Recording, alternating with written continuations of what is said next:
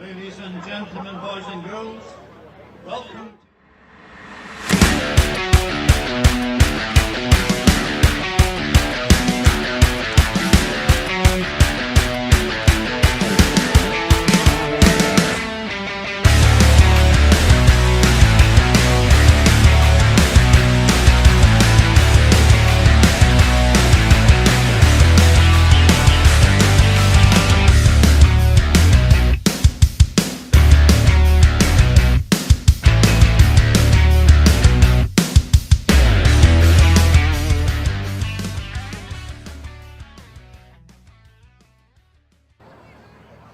Replacement 16 Matt Pritchard, 17 Greg Davidson. Good afternoon and welcome along to live coverage of the Arnold Clark Men's Premiership playoff final between the hosts Ayr and Watsonians. And of course, after the regulation season finished, Ayr were top of the pile with 106 points, 21 victories from 22. And after successfully defeating Curry in the semi-finals, they've made their way to the final. They take on a Watsonian side who finished third in the regulation Premiership table.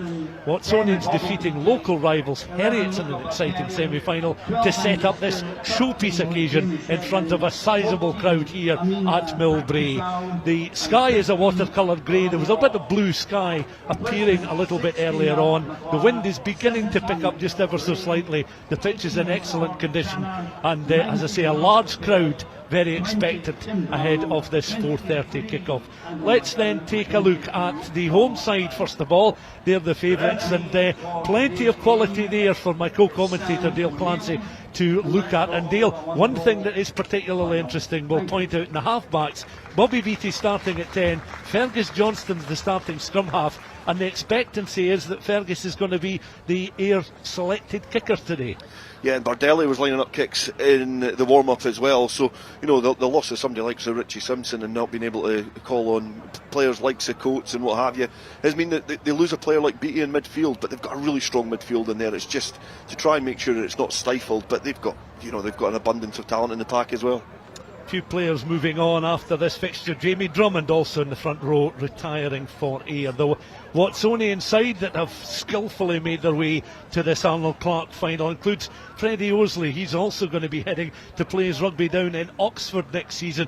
Jason Baggett has been one of the really standout performers at standoff at 10 there. He's one of the co-captains along with Neil Irvin Hess, two players that got to know each other when they played at Melrose some time ago. And again, similar to the Ayr side, this is a Watsonian side sprinkled with a lot of Super 6 talent, and that's made the difference for them this season.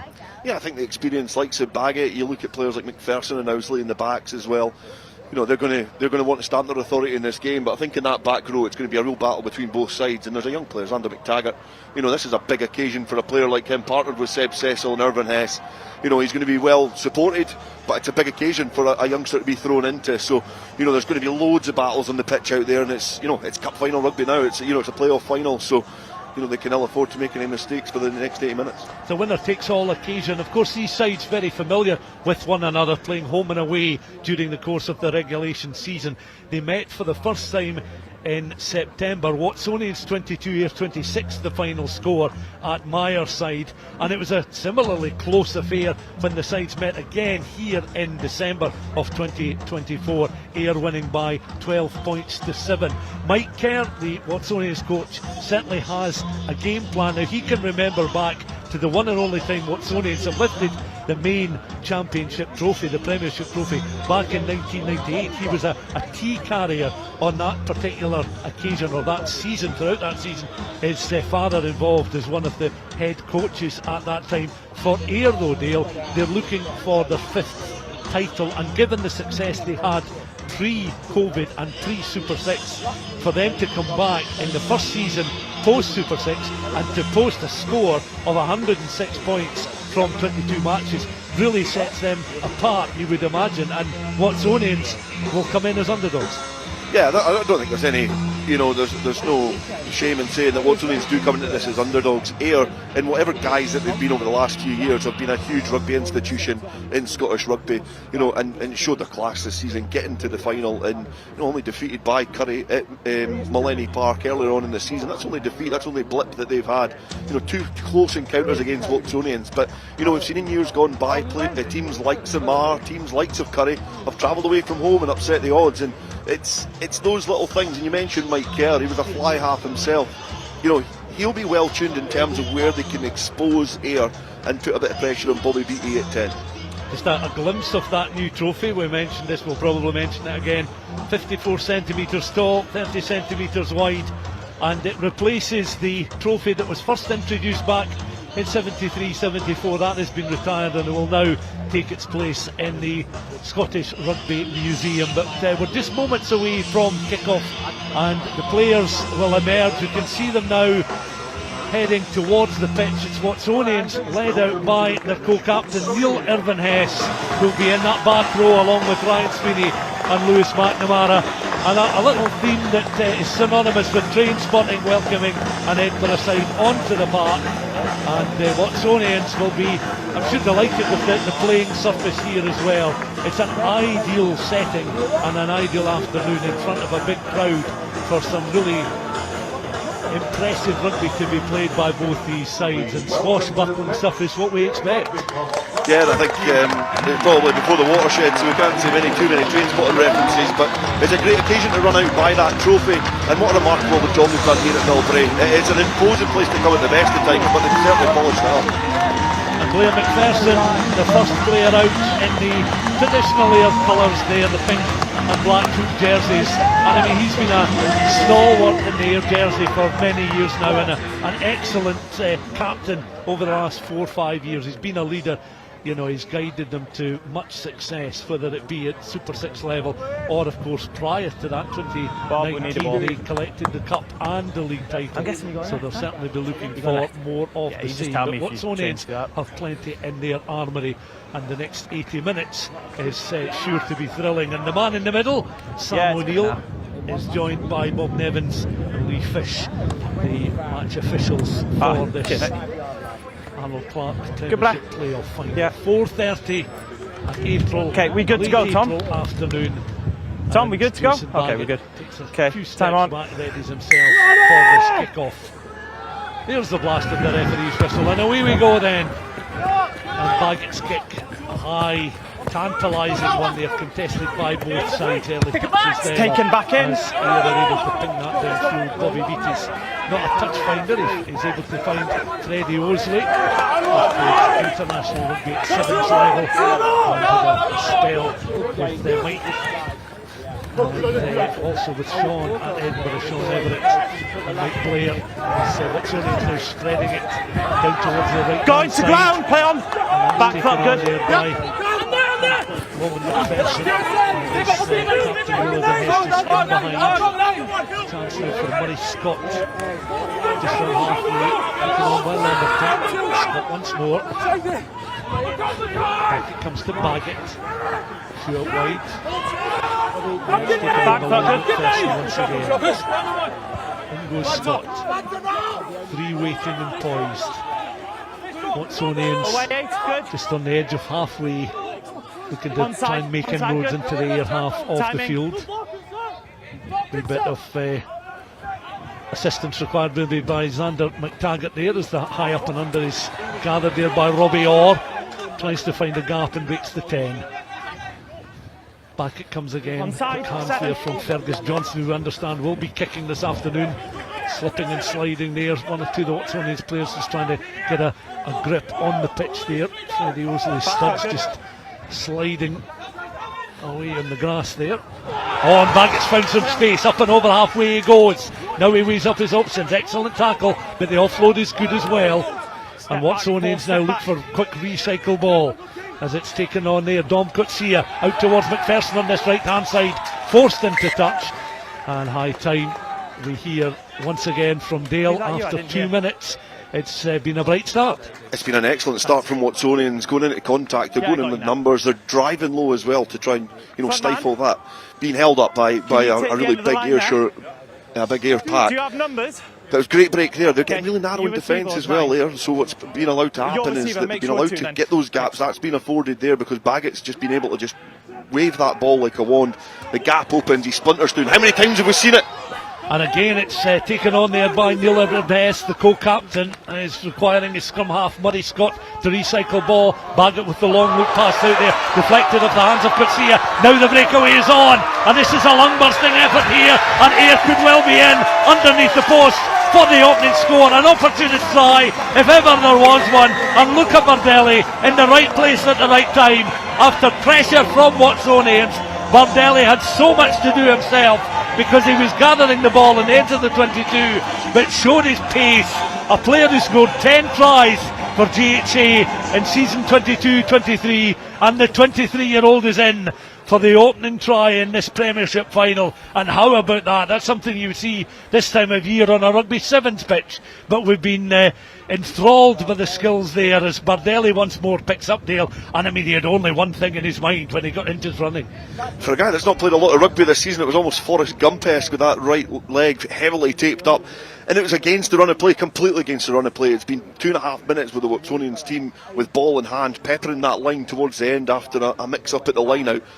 But when they just couldn't get the ball wide, the ball just did not stick. It went through the hands of Kerr, it went through the hands of McPherson, and eventually it fell in the hands of Bardelli. And there's going to be few players going to be able to keep pace. And you know, that's the exact start that Ayr would want, just to settle those nerves. Well picked up by Bardelli, and it is exactly what a winger wants to do. Open Prairie in behind and streaking the length of the pitch. And certainly helping out his scrum half there, Fergus Johnston's first kick at the posts, right in front of the sticks, inside the 22, no mistake. Ayr 7, Watsonians 0 then the scoreline, and Watsonians and Baggett then will restart again, hoist it high, not quite as long as the actual kick-off. Watsonians looking to try and palm it back, but again it's contestable, and Ayr are looking to try and win possession, but back it comes then to Watsonians. And Carl Davis, been a really impressive figure for the last 4 or 5 years at club and at Super 6 level, prodded through there, a lot for McPherson to do, but back it comes and Ayr are able to ping it downfield.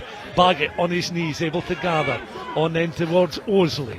Osley's left-footed kick deflected, and Ayr looking to just apply the pressure with a high defensive line. Advantage the way of Watsonians just at the moment, as they trail by 7 points to 0, with that opportunist score coming by way of Bardelli in 3 minutes. Baggett then on the edge of the 22, delicate stuff. Ayr are able to gather though, and on they go once more. And this is Kakasu, who's going to be off to Northampton at the end of the season, so this will be his last outing as he gets back into position, wearing 14 this afternoon. Shedden now is dumped there by 2 Watsonians players, the outside centre, picked up again though. Fergus Johnston looking to find some room, back to Kakasau there, taken on from the hooker to Kakasau, and he's in for a second score.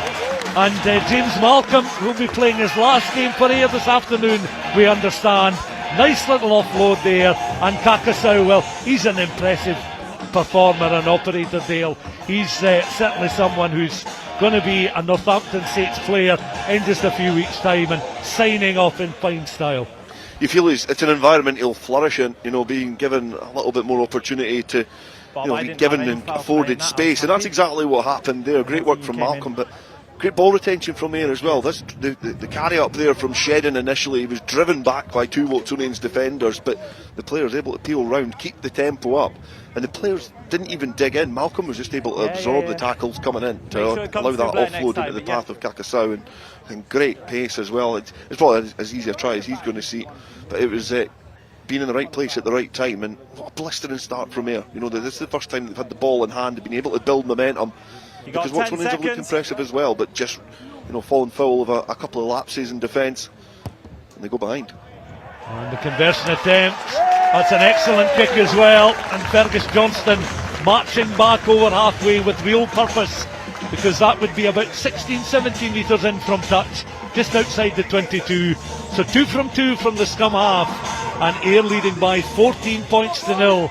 And Watsonians have taken a few sucker punches in the opening stages after having plenty of territory in those opening 2.5 minutes. It's going to be interesting how they react here. Ayr are just looking to kick it downfield and allow Watsonians to attack, and what's happened is that the errors have happened and Ayr are on the break again with Bloodworth striding up the touchline. Another player that's really made his mark in the last 5 years, Ed Bloodworth, former Yorkshire Carnegie man. Thank you. But featured prominently, been here since August 2020. Watsonians have won possession again, and they'll look to try and just settle into this game, because just don't block. You're good. another score would really hurt their chances, as the Bucks kick delivered by Murray Scott. 3 back just outside the 22 for Ayr, taken on then by Robbie Orr. Weaving run there from Orr. Kakasau, lovely one-handed take from Kakasau. Opens up, gets into his running, into the 22. Kakasau rounds the fullback there, Osley.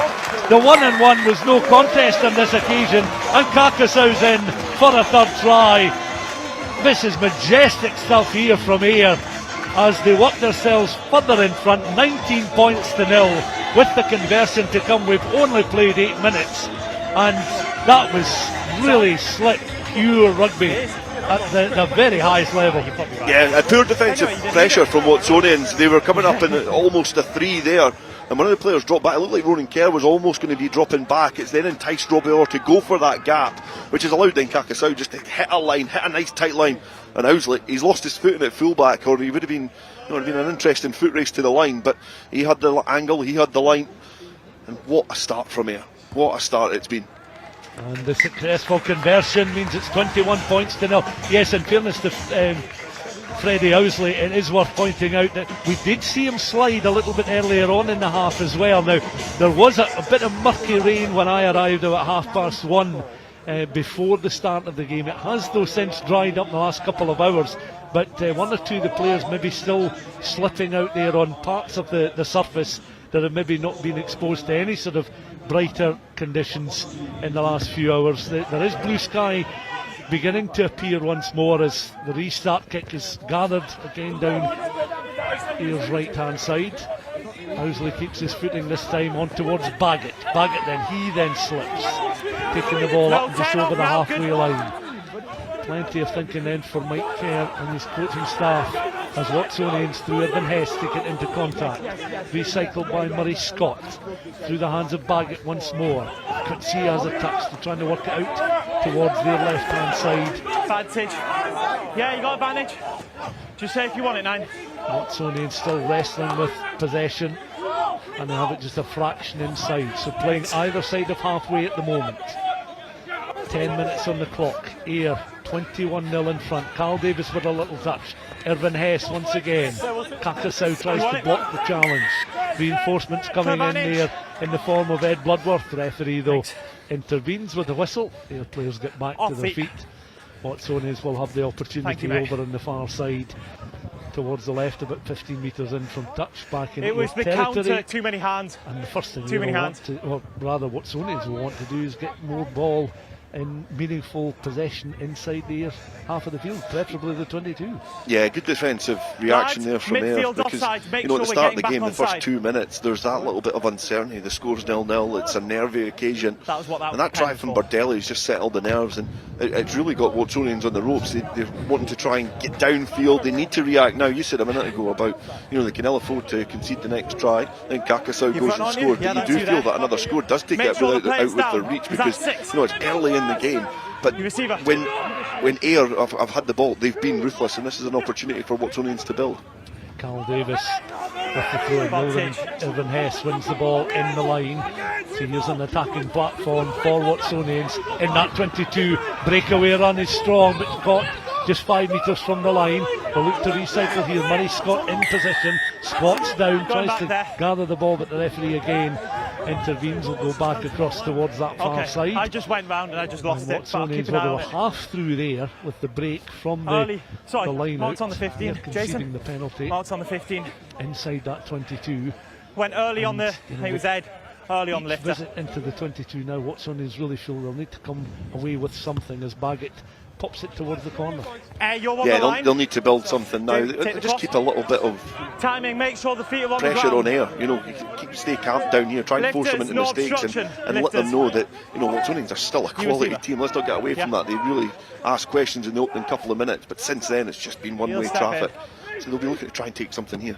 Davis, again that's contested by Irvin Hess towards the back of the line, has done enough to secure ball then for Watsonians. The carrier was Seb Cecil. Back it comes then, and Irvin Hess takes a sore one as the backs then get themselves lined up. Clancy has it now, Obler flow towards Baggett, then Osley comes in, crunching challenge on the Watsonians fullback. Ball goes loose, scrambled. Watsonians then look to try and retrieve possession, but Ayr certainly desperate to win back possession of the ball. Offside decision given by the referee, so Watsonians still have possession and some territory deep inside that Ayr half of the field. Referee with another blast of the whistle as players ready themselves once more. Ball has been retrieved, 13 minutes almost on the clock, and it's Ayr 21, Watsonians 0 in this Arnold Clark Men's Premiership final. Brought to you live from Millbrae. Alloway certainly brightening up overhead this late afternoon in April as Baggett, that's a very secure touch finder there for Baggett. Another platform as Cal Davis makes his way across. Yeah, I think it's off for a pint. He got well behind that, but it's good to see that they weren't, you know, they're not just going for 3 points or trying something different. They've got to be persistent, they've got to be patient here and try and keep the pressure on here. Cole Lamberton with a word in Cal Davis's ear. The instructions ahead of the line out. Davis then begins to join in the drive just at the corner. He'll want to try and get tuck in and get possession of the ball. He's known for scoring tries in these situations, but Ayr try and disrupt, so much so that Murray Scott has to go in. Feed the ball then through the centres now on towards Baggett. Baggett trying to direct operations towards the line there, taking it on from Clancy. It's back now with the scrum half Murray Scott. Feeds it out then once more, long loop pass out there, Clancy out towards the left hand side where Osley was trying to find a little bit of space, and Watsonians, well, they're trying to press and probe and find their way towards the line there. I think the referee signalled a forward pass, and it remains Ayr 21, Watsonians 0, and that perhaps a missed opportunity for the visiting side. Yeah, great movement in the first wave of attack when Coates was coming up as first receiver, and then there's almost 3 options out the back. Baggett fixed the gap, but then when the ball came out the second time, it really wasn't on to go wide again. Scott could have probably done quite well in terms of coming back towards the right hand side, bring his pack in and secure that ball, because you know that ball just floating forward just means that it gives a little bit of momentum to Ayr, and it builds their confidence as well, knowing that Watsonians have been throwing stuff at them for the last 5 minutes. Still not go over the try line. Sam Lueni was across on that far side there, retrieved the ball, the long loop pass. Osley was in just behind him, but the referee had signalled it had gone forward, so it's a scrummage here and a chance for Fergus Johnston to feed the ball into the scrum in between those channels. Now on the Ayr right. No, 9, hold. Okay, use it. Controlled at the feet there of Blair McPherson. Willing to run it through the hands rather than deliver a box kick outside of the 22. Time. Again, the scrum half looking at options towards the right hand side there. Fergus Johnston. You've pinned him in, you've rolled over him. Ball's there. He rolled over him. He's able to gather the ball once more. Looks as if he's going to line up a box kick, which he does. Delivers it and it's up and over halfway. That's a decent length in the kick as well, as it's now gathered by Loman McPherson, who's come into a more central position. There is Scotland behind him. Scott has it now. And towards Baggett, out towards the left hand side, and looking to try and track it down there. Kick and chase and grubber, but Watsonians are able to pick up on this occasion. It wasn't a charge down, it was a juggle, so it'll be a scrum. It really does begin to blighten it overhead. I thought it was more of a juggle. A little stoppage in play as both sets of players are really running out of room across on that far side. 21-0 remains the scoreline, 16 minutes in the clock. Yeah, good skill from Owsley out wide. You know, there was a little room to work with, but just stabbed it through, and it's the type of ball that if it does bounce up into his hands, if he can free the shackles from a would-be tackler, then he's really hard to stop and get in behind. 21 tries to his name this season, so he's up there towards the top of the top of the tree in terms of getting over the whitewash, and you know it's just hit that little bit of a lull. Ayr can almost reset and go back into being direct. They see off the scrum, hitting Stuart, going direct straight down the channel, coming round with the next wave. They're really settled. You know, these tries have really calmed the nerves in that Ayr pack. Ball into the scrum, Murray Scott. Pass once more, Clancy, first receiver, untidy. Watsonians can't really get into the fluent running rugby, work the ball through the hands. And again, it's Kakasau right in the middle of it all there, but the penalty going the way of Watsonians as the two remaining Ayr players get back to their feet. Kakasau and Robbie Orr, the fullback, get back into position. Jason Baggett then, ball in hand. Quick word with the referee Sam O'Neill. In consultation with the teammates, have to go for the corner, really need the 7 points. Yeah, and Robbie Orr, a player that managed to just pick that off the ground, had a terrific season in Ayr colours as well. It almost fell to him and Kakasau just to go on another counter-attack, but because Ayr have settled, because they're defending well, they're not rushed into anything, they're really calm. You know, they're forcing Watsonians to play all the rugby, and the opening 2 minutes, Watsonians were electric.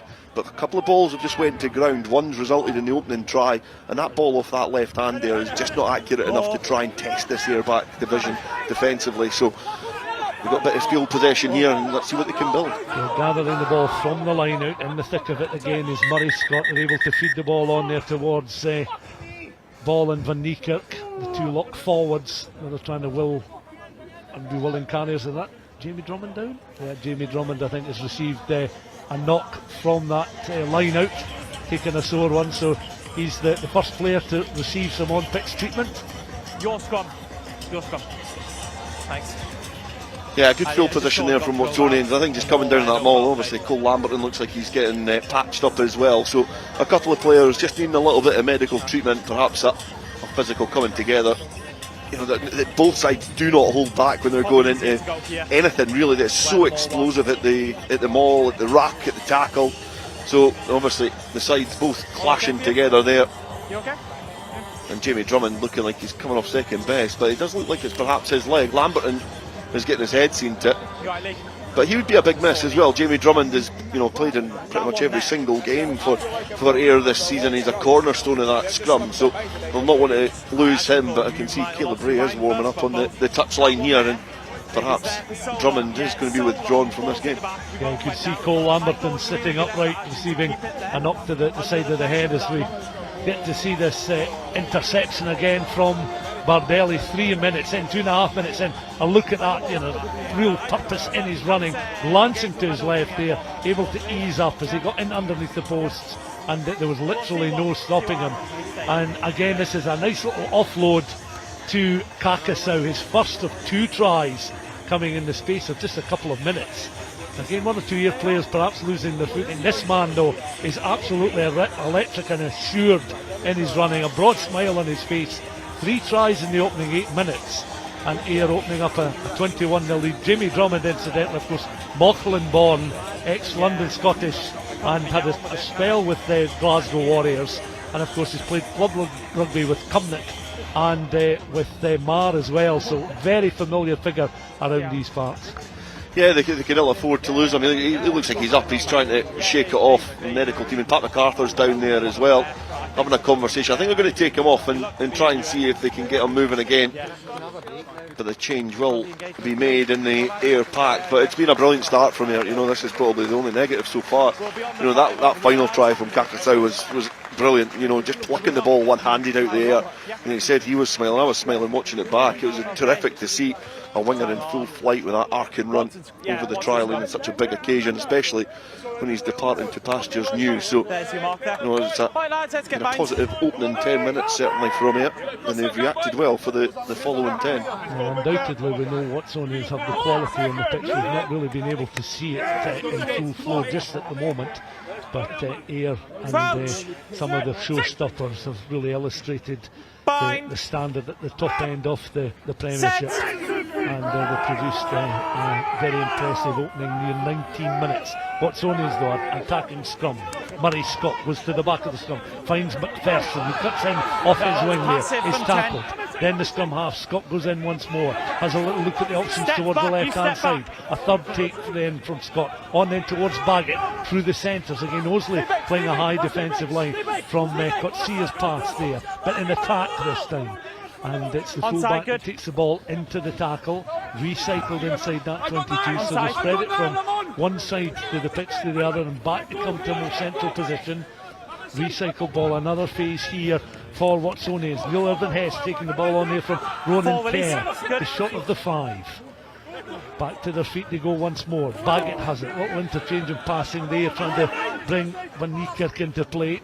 Baggett comes once more, ball again, takes the ball forward, of course, Bremen born, loose ball, as it's back through the hands of Baggett, out there towards Coetzé, breaks down before it can get out towards the left hand side and Osley. Baggett works his way back, referee is intercepted again, and try as they might, they can't find that sort of important defensive breaking move or pass that really splits Ayr and gets in behind him.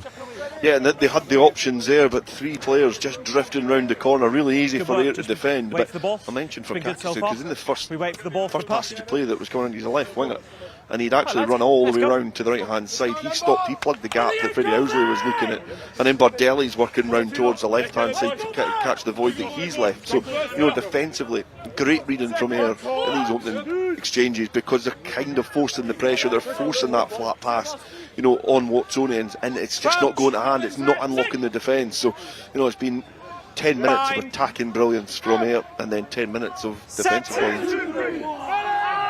That's been the recipe for the success that has opened up the 21 points to nil scoreline, I should say, with 20 minutes gone.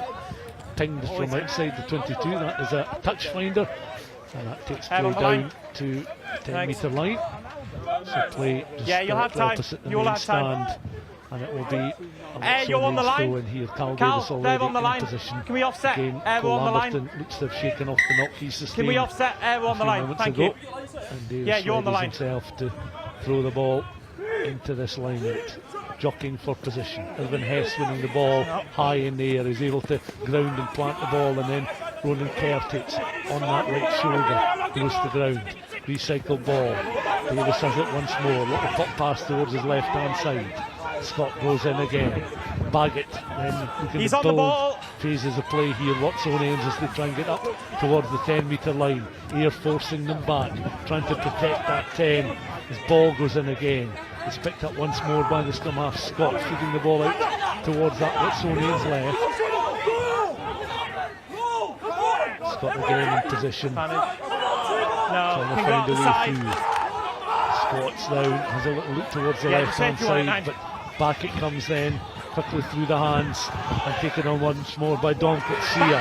Helped on there by Osley, out towards McPherson on this right hand side. Evades the initial challenge coming in from Julie Shedden. Once more on towards Scott. Crowd beginning to get a little bit more involved in the contest at the moment. Scott showing good hands but forced backwards there. And again, you can see the referee signalling the infringement as the Ayr players head back into their own half off the field, forcing Watsonians back into their own territory, making Watsonians work really hard every time the Edinburgh side have possession of the ball. Defensively, they're making yards. They're really positive tackles that they're making.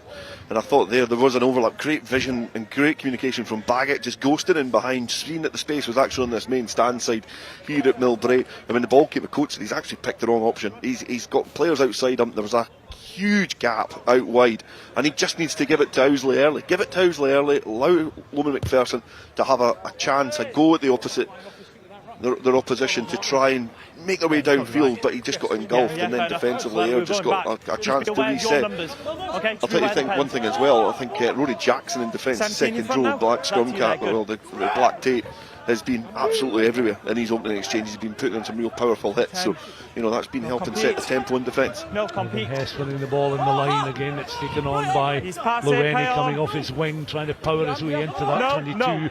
Scott in behind him looking for recycled ball, bypasses Davis on this occasion, allowed to bounce, but again a positive situation for Watsonians, breaking down an outstretched arm of the referee signalling that Watsonians knocking the ball forward here, as we get to see it on the replay. Yeah, clear knock on there as Watsonians were trying to feed it out to the centre, Dom Katsia. He cuts a rather frustrated figure there as he thought he was almost in it, gathered the ball there. That was perhaps Watsonians' best attacking opportunity, because there was some space for this one occasion in that year 22. Yeah, but you look at that passage of play, that real flat pass goes ghosts in front of a pod which are waiting, which is meant to fix the defence. But Coates already on the drift. He's already been forced to go wide because of the amount of sheer bodies that are going narrow. Ayr are really confident they'll be able to cover wide, so they're probably putting more bodies a little bit narrower. So Coates are naturally going to have to drift, and with that drift the trajectory of the ball changes, because you're not in the position where a player with confidence, a player with a bit of appetite to know that the gap's there, they're going to just run direct and run a little bit straighter. He's having to drift, which is coming on because of the setup of their defence. 25 minutes of the first half gone at Millbrae. Arnold Clark Premiership final, Ayr 21, Watsonians 0. If you're just joining us, the opening try scored by Bardelli in 3 minutes, 2 from Kakasau in the 6th and 8th minutes. So all the scoring coming in the opening 10 minutes for an Ayr side, and the Bardelli try, an opportunist score if ever there was one, because Ayr were on the defensive. Watsonians, the first meaningful attack into Ayr 22 territory. Bardelli running almost the full length of the pitch to finish off a fine breakaway, and then we got to see the skills of Kakasau, who's off to Northampton at the end of this season. And the referee this time penalising Watsonians at the throw, so not the straight through throw there from Carl Davis towards Neil Hess that the Watsonian supporters and coaching staff were looking for. Another mistake just creeping into the Mileside men's play, and that will just add to their frustrations just now as they continue to seek a way to at least get points on the board and eat into this advantage. Really good work, you lads. Yeah, a little bit of pressure on Urban Hess in the jump. Jackson getting up as well, and you know, in that moment I was thinking about the fact that it'd been a bit of repetition here, really, because Watsonians have been attacking, Ayr have cleared, they then built again, and that little error is going to allow Ayr to creep up towards their side, or Watsonian side of the pitch, because we've not really seen them attacking much. You know, they've taken their opportunities, yes, but they've not really been camped in Watsonian's territory. If somebody's watched the last 15 minutes, they would probably suggest it was Watsonians 21 points up. Fergus Johnson, I should say, feeding the ball into the line out. Beattie juggling with the ball there. Out it comes now to the danger man, Kakasau. Cuts inside, tackle made there by Ronan Kerr, who gets back to his feet, recycled then by Fergus Johnson. Here up to the 10-metre line. Hands away now. Johnson in once more. Redis himself looks at the options. First receiver on this occasion is Stuart, inside centre. Spilled there. The referee will signal. First one was a charge down, second one was a knock on. And Watsonians again get back to their feet, having knocked the ball forward, and Ayr have this opportunity from the set play inside the Watsonians. Good work so far. Just wait that discipline on the ball. Make sure it keeps it up. 21 points to 0, and I suppose Ayr at this moment in time just need to play their own game. They've opened up a handsome advantage this early on in the contest. Yeah, if they were to write the script for it, they'd probably want this position. They are playing their own game, they're being direct. There were 2 phases there that Ayr were playing. They were able to make about 25 metres by the time they were starting their second phase. They've went back about 10 from the knock-on, and I think it was the accidental offside as well that was there from Watsonians from that flap to the ground from Bobby Beattie. But, you know, it's a little bit easy. Watsonians are starving Ayr of possession, but when they get possession, they're making really good yards. With the other side, Ayr are quite happy to allow Watsonians just to attack them. Johnston receiving the pass then from the scrum on to Beattie. Ayr again looking to try through Andrew Sturrock to find a little bit of space. Back it comes to Beattie, floats the ball out there to Kakasau on the left hand side. Back it comes then towards Johnson. Hey, get back round, get back round. Build up, 3 converted tries on the board. Beatty again, just on the edge of the halfway line with Bloodworth with a brief carry. Back, good. Forced back to halfway once more. 28.5 minutes on the clock. No, 10. Converted tries on the board. Hey, you looking stepped for over their him. fifth No, play on. Premiership Championship victory. Watsonians a title for them today would just be their second ball's available in their history, as Beatty has it again, just on the 10. Bringing the second row forwards into play. Offload is nice, and Blair McPherson gets into his running, and he can make some ground and take some stopping, but it has been ripped in by the Watsonian side. Stolen back though by Lewis McNamara, and McNamara up towards the 22. Now the speedsters come in, and Ayr are in for a fourth try. Look at Bardelli, anything that Kakasau can do, Bardelli can match. 5'9" tall, but my word, that he got into his running very quickly there. A powerful figure, he wasn't to be stopped. And just shy of the half hour mark, 29 minutes gone. Luca Bardelli is over for his second try of this final. Ayr's fourth, 26 points to 0. Great scoop up by McNamara, great running, but in the finish as well from Bardelli. Great link up from Jackson, but he was into his running quickly, and part of that came from a really positive carry from McPherson before this. He was licking his lips as he was striding down the touchline, but a great awareness, ball off the deck, finds a rampage in Jackson, and then there's Bardelli just waiting on the shoulder. Great build-up, and we've said it before, Ayr have not really been in Watsonian's territory a lot, but when they've been in there, they've been ruthless, they've been clinical, and they're showing the sign of champions. They're showing the sign of a side that have only been defeated once so far this season. A few sniper attacks really from Ayr in this first half so far. This the trickiest kick for Fergus Johnson. He's landed 3 from 3 so far. We're watching him before the game from the tee and from the hands. This one is drifting wide of the uprights. He had the distance, but not quite the angle. But I don't imagine just at the moment that'll be too expensive. The 2 points lost there on the half hour mark. 26 points to 0. And Ayr, you have to say that they are a bit like a group of snipers taking opportunities like that, because again, sucking Watsonians in and then coming away with, on this occasion, 5 rather than 7 points, but extending the lead. Yeah, it's going probably completely against what people were thinking. This is one of those games where Watsonians do have the weaponry to really test this Ayr side, but are just not able to at the moment. Certainly a very risky pass there from Owsley to find Baggett, but look at the defensive effort that comes up there. Yes, the penalty's been given, but Watsonians are certainly rattled at the moment. Yeah, well, the crowd was certainly convinced that was a forward pass there from Owsley on towards Baggett, and Watsonians have certainly been guilty of a couple in this first half. Further down the field, it has to be said, and it's worth pointing out as well, in the regulation season, these sides meeting in September and December of 2024, Watsonians lost by just a margin of 4 points at Myerside, and it was Ayr 12, Watsonians 7 when the sides met here at Millbrae just before Christmas time. So it's perhaps surprising some that the scoreboard suggesting it is as one-sided a contest as it has been so far, but Watsonians have had plenty ball, plenty positions like this, but just no end product. Baggett looking to try and change all that.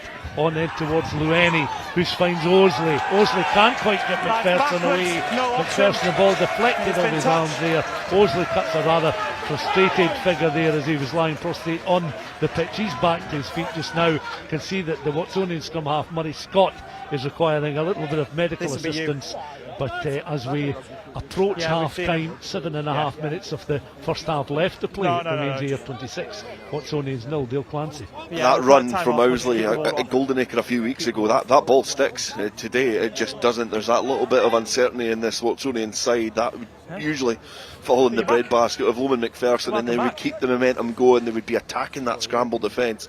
But it's just not been allowed. It's, the pressure coming on from Ayr defensively is not allowing Watsonians to build any momentum. They've had so much territory, they've had opportunities, they've had really good field position, but they've afforded Ayr an opportunity to settle far too early in this game.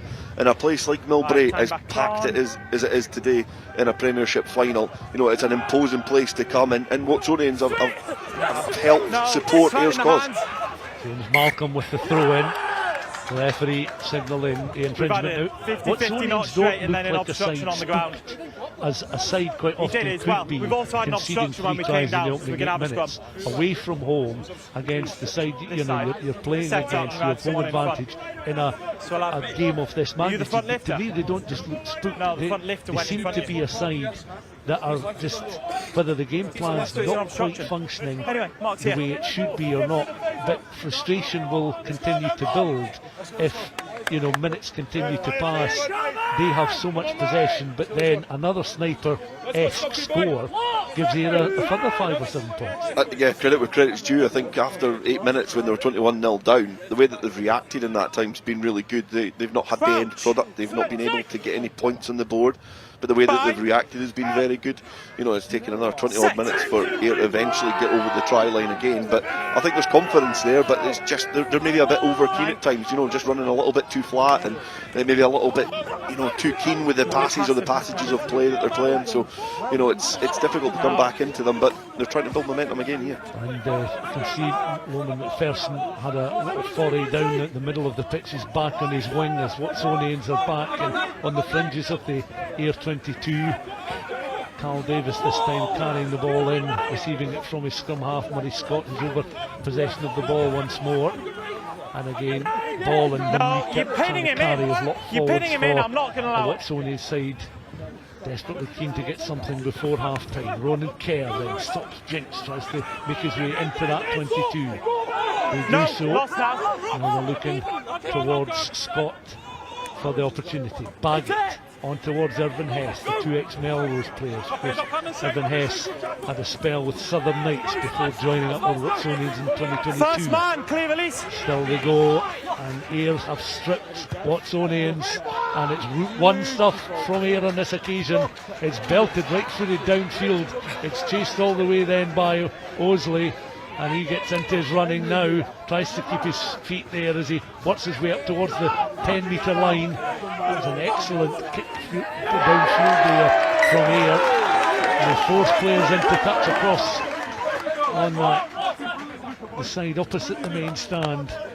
Thank Ayr you. 26, Watsonians 0, the scoreline 4.5 minutes, just a fraction over until the interval as we get to see this again. Yeah, a good opportunity to try and go in the counter attack, and obviously Owsley was sizing that up, and how many times have we seen him splinter through this season? But when the ball was turned over deep inside Ayr territory, it's you could say it's a sensible and right option to do. But when you're 26 points up in a Premiership final a couple of minutes before half time, there could be the urge to try and get the ball wide, but there's a clear game plan there. Johnson just pivoted, he looked to try and find Robbie Orr, and Robbie Orr's got a hammer of a boot for a fullback, and he was just able to keep it in play.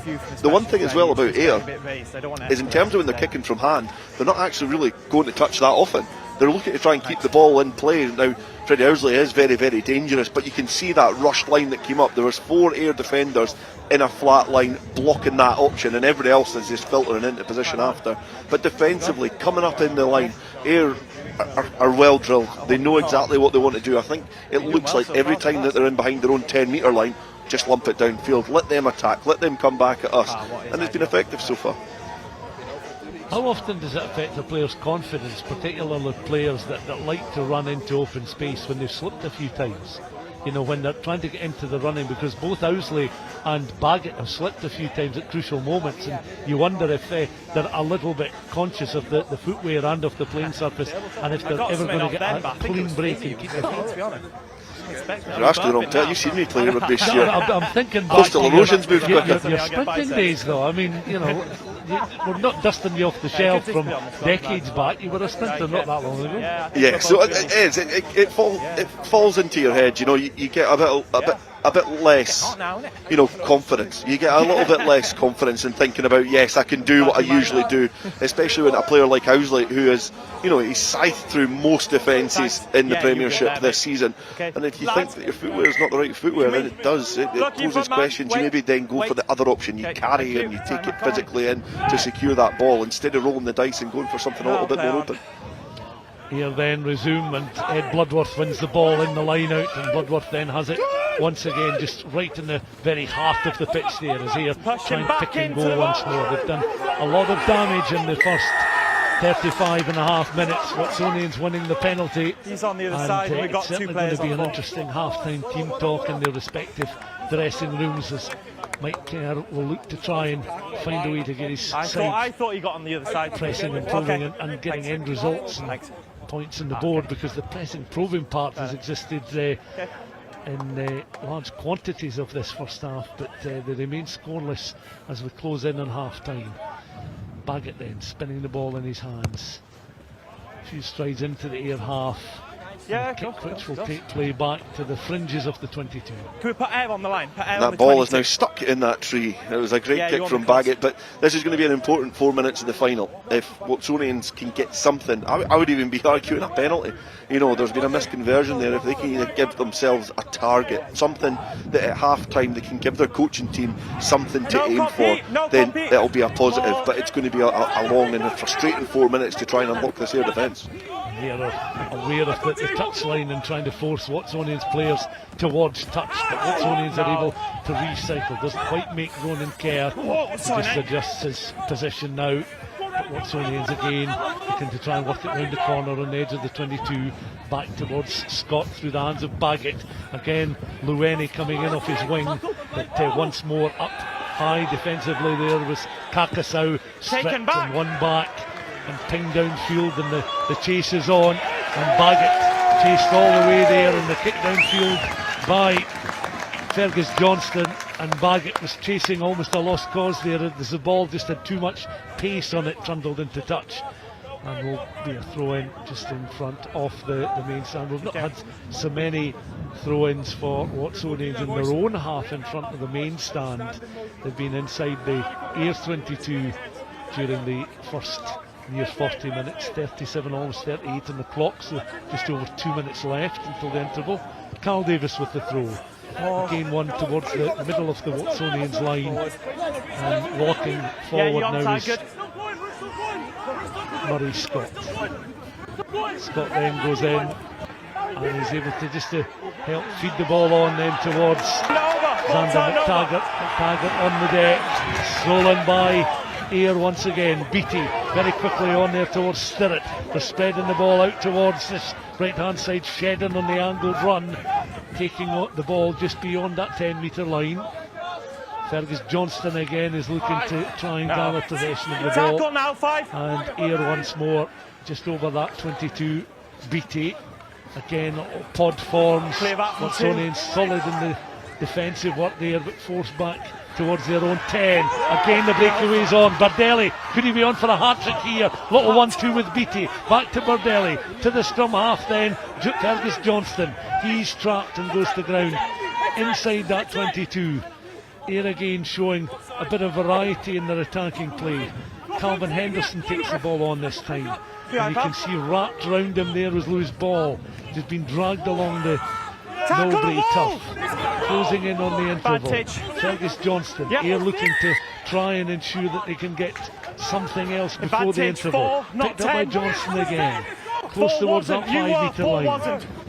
Watsonians reinforcements trying to come in on the defensive to win the turnover ball, the referee intervening, and the decision has gone against Watsonians. It's gone for Ayr.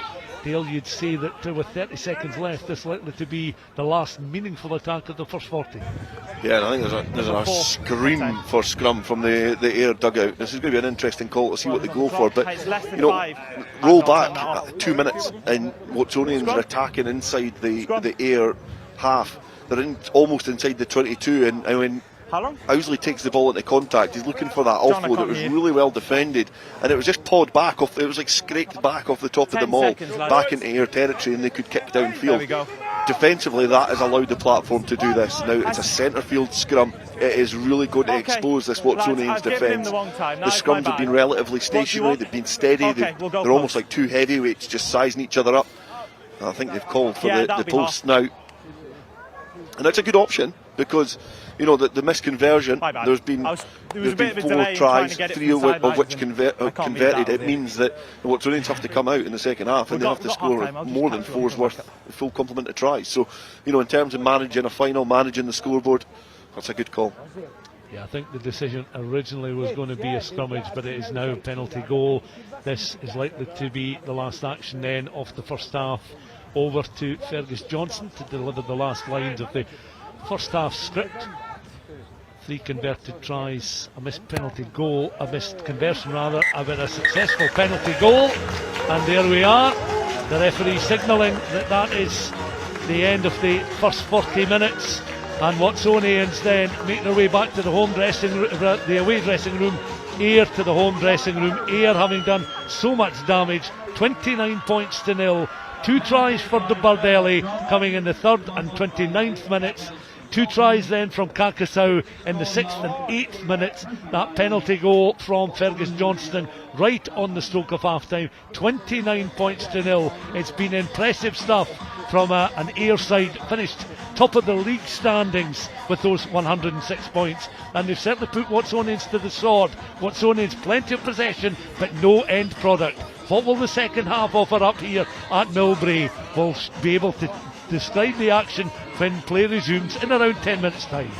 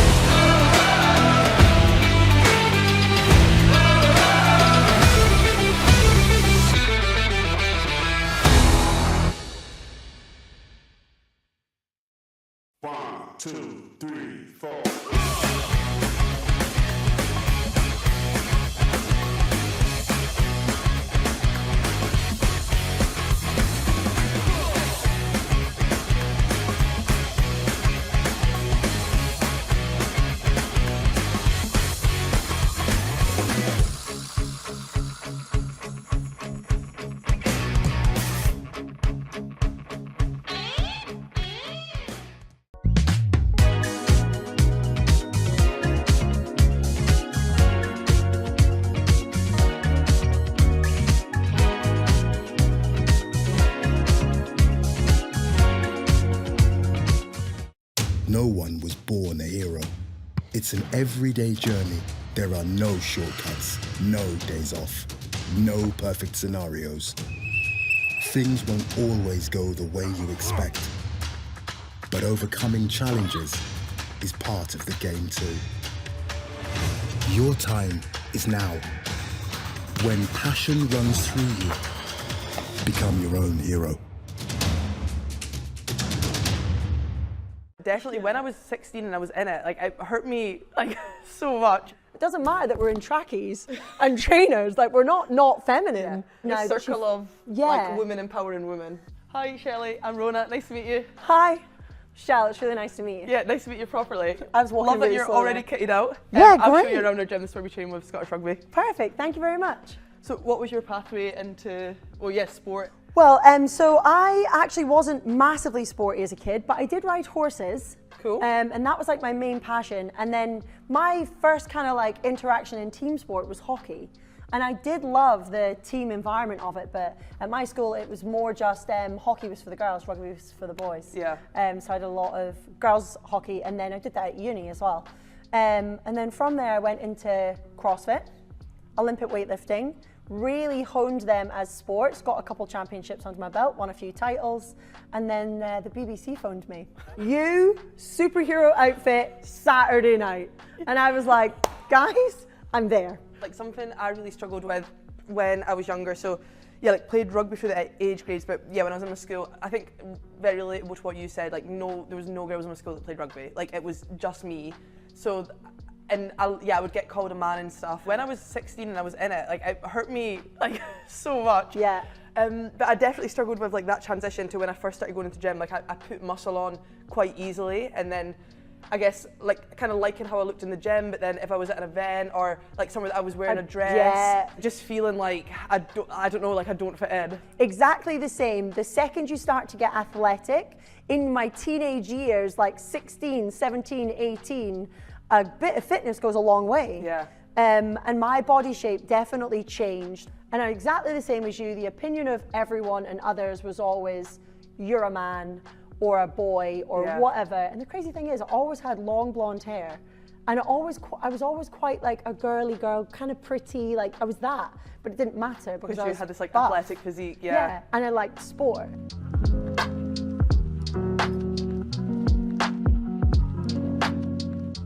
I guess, how's it been having like so many eyes on you and being proud of your body and that?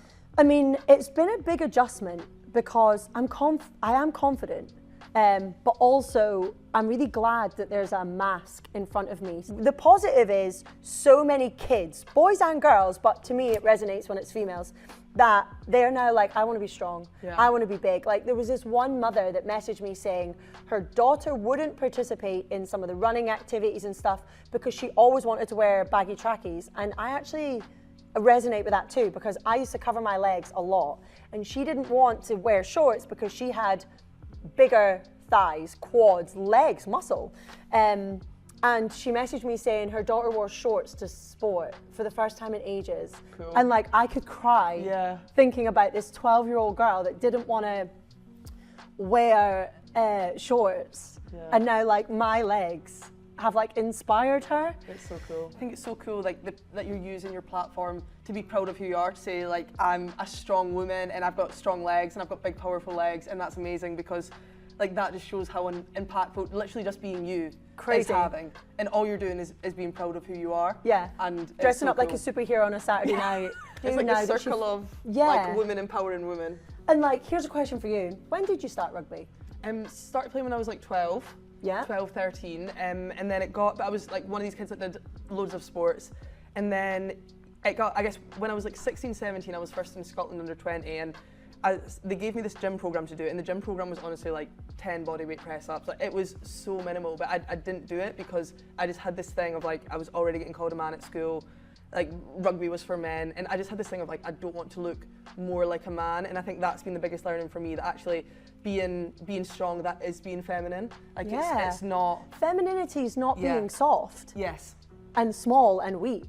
Femininity is an energy. Yeah. And like you're so beautiful, and like you've got such an amazing physique, and like that's feminine in itself. It doesn't matter that we're in trackies and trainers, like we're not feminine. Yeah. Was there someone when you were younger, and the reason I'm asking you this is because I didn't have the big sister that would reach her hand out and say, you can be athletic and it's okay, come on, I'll show you how. I didn't have that, and I want to be that. But did you have that? No, so it's so funny. So I'm exactly the same. I remember like so distinctly when I was in high school going to the PE department and talking to one of the female PE teachers, being like I don't want to look muscly. And I remember her looking at the program and being like, oh, that won't make you muscly. Like it's not that much. I just wish that somebody would have been like, that you are going to be muscly and you're going to be strong, and that's okay. But now I think when we have games at the Hive, and there's so many young girls and boys there that have come to our games, it's so like heartwarming. I'm like, this is why. Like, it's changed for the next generation, and hopefully them come to the Hive and seeing our games, seeing you present a ball at our game. Hopefully that will let them know that like they can be this, and that pathway's there for them. Even what we're doing here today bridges a gap between everyone who knows and supports me and everyone who knows and supports you. So if there's something that I could offer, your group can come to me, and there's something you can offer, everyone that follows me can come to you. I think even that, like what we're doing today is really powerful for that. No, I agree. I think Scottish women's sport coming together is amazing. And yeah, it's been so cool to meet you. It's been amazing to meet you. Loved it. I think I had to give you a hug. That was cool.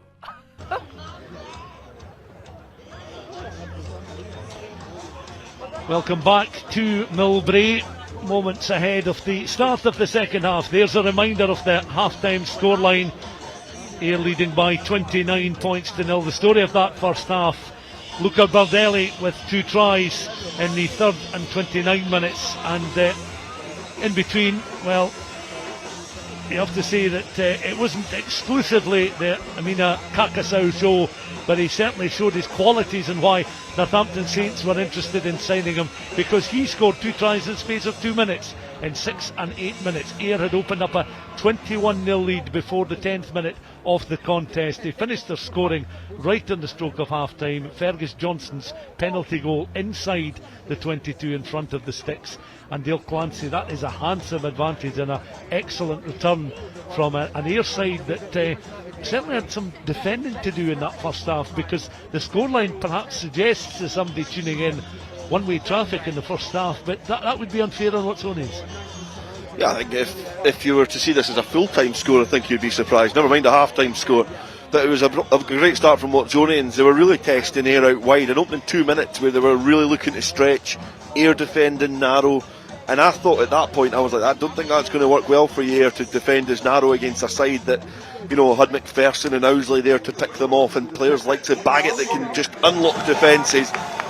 But as it turned out, a breakaway try just completely turned the tide. We've probably been craning our necks towards the right-hand side more than the left in the first half, because it has been relentlessly Watsonians with the ball in hand attacking, but the little opportunities, maybe the 4, 5, 6 minutes that Ayr have had their hands on ball and they've been inside Watsonians territory, they have been absolutely ruthless. And you say players like Nakasau, he's blockbuster, but so is Bardelli, players with pace to burn, and they've been able to get that space afforded by the hard work from their teammates. You know, you think about some of the players out in the pitch, and those 2 wingers have scored a brace. You know, Jackson has been standout there, Sweeney, hard ball carrier, Bloodworth as well.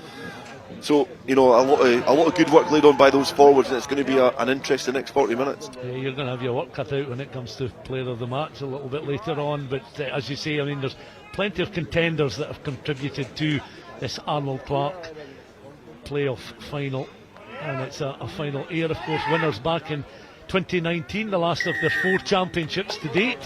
Watsonians, you go back to 1998 to the last time, the only time they lifted the championship trophy. Millbrae and Hess winning the high up and under from the restart. 40 minutes then for Watsonians to try and turn things around after winning against Heriots away from home in the semi-finals. Here defeating Curry as well. And I have to say that we'll bring you any details as and when we can. I wonder if there is actually a player of the match. So be perhaps one awarded privately at the end of the contest. Happy to nominate. Happy to nominate indeed. Bobby Beattie taking the ball on there, and Ayr trying to get into the running. Andrew Stirrett up and over the 10-metre line. Back it comes through the hands. Blair McPherson, number 8. You know, a very familiar character around these parts. Seen it and done it all in various guises for Ayr over the years. Bobby Beattie picks up the loose pass. The referee with a raised arm, and well, he could have played some advantage there for Ayr in possession as Beattie worked his way around. What you're saying, it was the guy who reached through. Had reached through and got on the 9. The decision as they're going to get the ball in hand here, and an opportunity for Fergus Johnston to ping it down towards the edge of the 5-metre line. Cheers. Remaining on the stand side. Yeah, get him on you, good man. And I mean, these Ayr players are bound to be buoyant coming out of that. Make sure the guys on the ground before we go for him, alright? Start of the second 40. Will do. Yeah, Watsonians were keen at the breakdown there, but they've obviously infringed and allowed an opportunity for Ayr to kick down. So it's going to be interesting to see how Watsonians react to the way that they're going to approach this next 40 minutes. But if they're going to come out keen beans and offer these opportunities, then it's going to be difficult. Yeah, Malcolm's throw is able to join a slightly splintered drive. Yeah, you got advantage. As it crashes to the deck, reinforcements now coming in. You can see the runners just adjusting position. Bardelli has gone from that right hand side across towards the left as they're looking to try and spread the ball perhaps, but it's still just a mass of forwards right on the edge of that Watsonians line just now. Coming back here. Another blast of the referee's whistle. 1 or 2 spectators still making their way back, having taken on some half-time refreshments. 2 minutes of the second half gone. If you're just joining our live coverage, there's a scoreline on the screen, 29 points to 0, the half-time score. And let's one just of the take our time off. players has really picked up a nasty one there. It is the co-captain Millbrae and Hess, and he looks in a bit of bother there just now with the medics around about him. He was staggering backwards a little bit, but now you can see him being able to bend that right leg. the referee in conversation with one of his assistants. Yeah, I think it was. I think it looks more like a potential head knock or something. It was quite a stagger when he was coming out of the kind of melee of bodies. He hit the deck pretty quickly, and then all of a sudden he then got back to his feet, was staggering away, and he's fallen to the ground. So, like, I certainly hope he's okay. He'll be playing his final game for Watsonians this afternoon. It would be terrible for a guy who's given his all to this club and Melrose as well. He's had a terrific rugby career.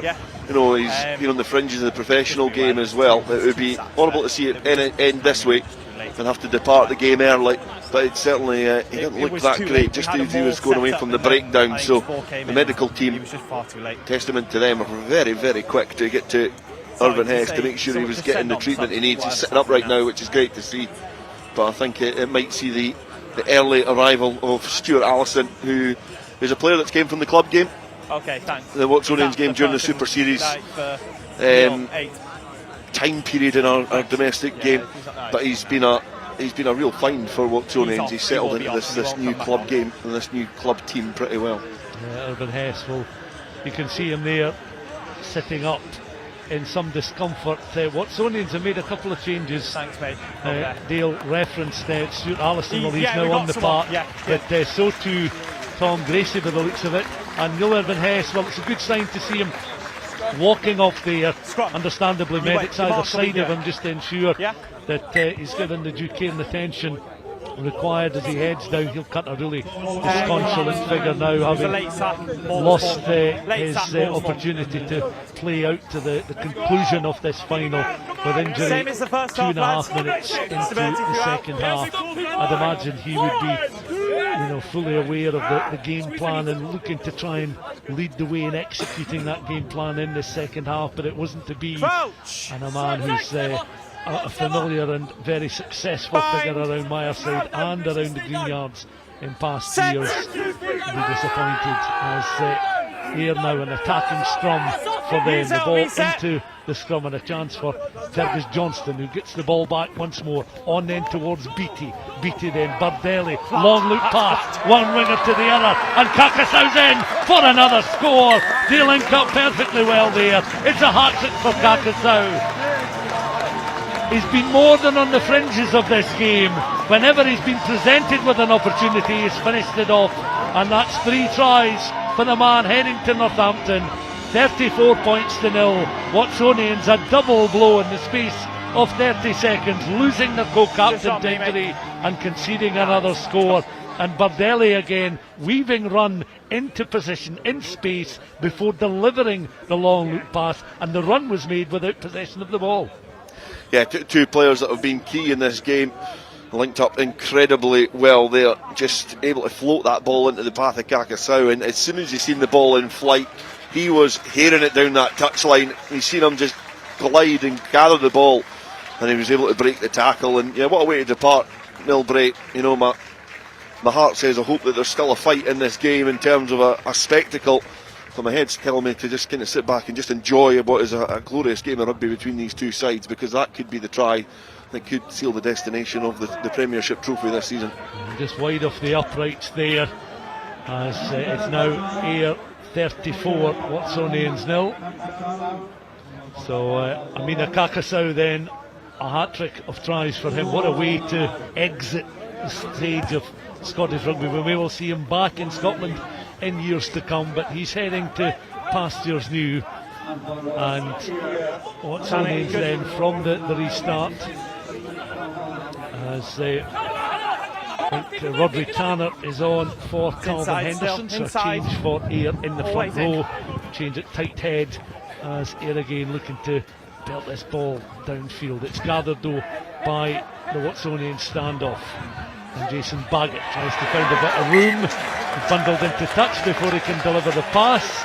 Baggett claiming I think that he'd already made the pass before he was launched into touch there. The assistant though has other ideas with the raised flag, and it presents an opportunity now for Ayr from the throw-in.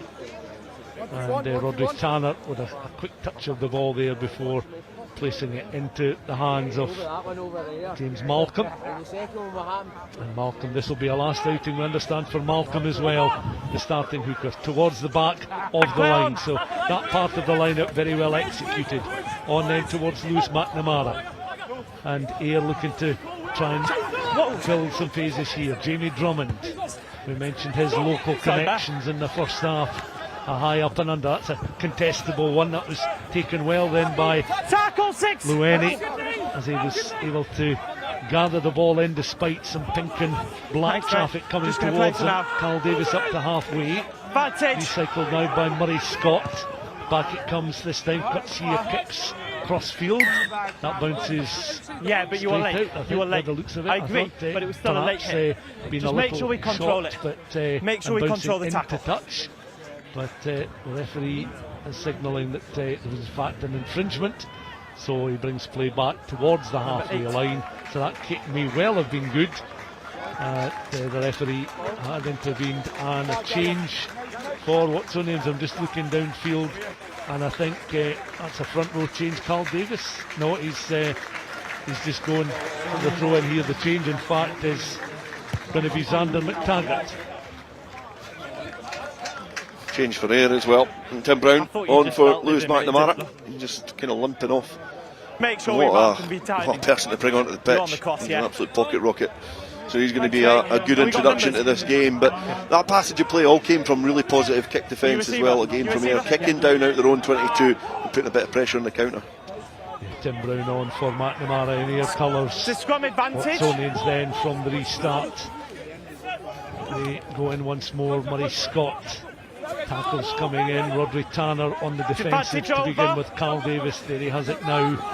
Plants the ball back very deliberately. Baggett out then towards the left wing, and Sam Lueni again trying to be mobile and work his way across the park. Here trying to force Watsonians back. 7 minutes of the second half gone. And the story of the second half so far, Kakasau with a hat-trick of tries, 2 in the first half, but landing the hat-trick at the start of the second. Baggett's kick just across and above the head there of Kakasau. That's a touch finder. It's never touched. That takes play back to the Ayr 22. Never touched. Play will resume I was right next to him. Never inside touched. the Ayr territory.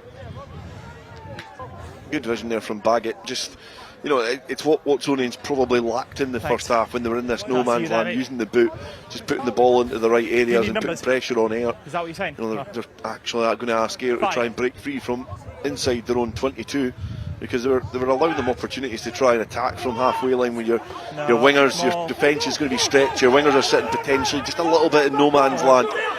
But it's effective there from there. 20 minutes to 6 in the UK. Wherever you're watching our live coverage, we are delighted to have you with us this early evening as Watsonians then on the drive now. The run from Mosley, the pass out towards Lueni. Watsonians are able to regroup and reorganise on the edge of the 22. Seb Cecil this time takes it back into the 22. Scott at scrum half recycles swiftly the play the ball through the hands out towards that right hand side once more. The Watsonians right as they give chase in attack. And once again it's Murray Scott. Watsonians trying to be patient in their build-up. Baggett, but we've seen a lot of this in the game so far as they press and probe, but just can't get in behind and can't get that crucial opening score. Ronan Kerr this time, he's the latest player to try and carry, supported by Freddie Owsley. Again scrum half, Murray Scott goes in and feeds the ball on then towards Josh Minty. He's devoured in the tackle. Scott has it once more, back towards outside centre Kerr. Excellent tackle made by James Malcolm. Malcolm back to his feet. The referee signalling that possession is back with Ayr, which it is. And it's back now towards Robbie Orr. Pings another lengthy kick downfield. Free back for Watsonians. This is Dom Kutsia. Pinged right-footed downfield.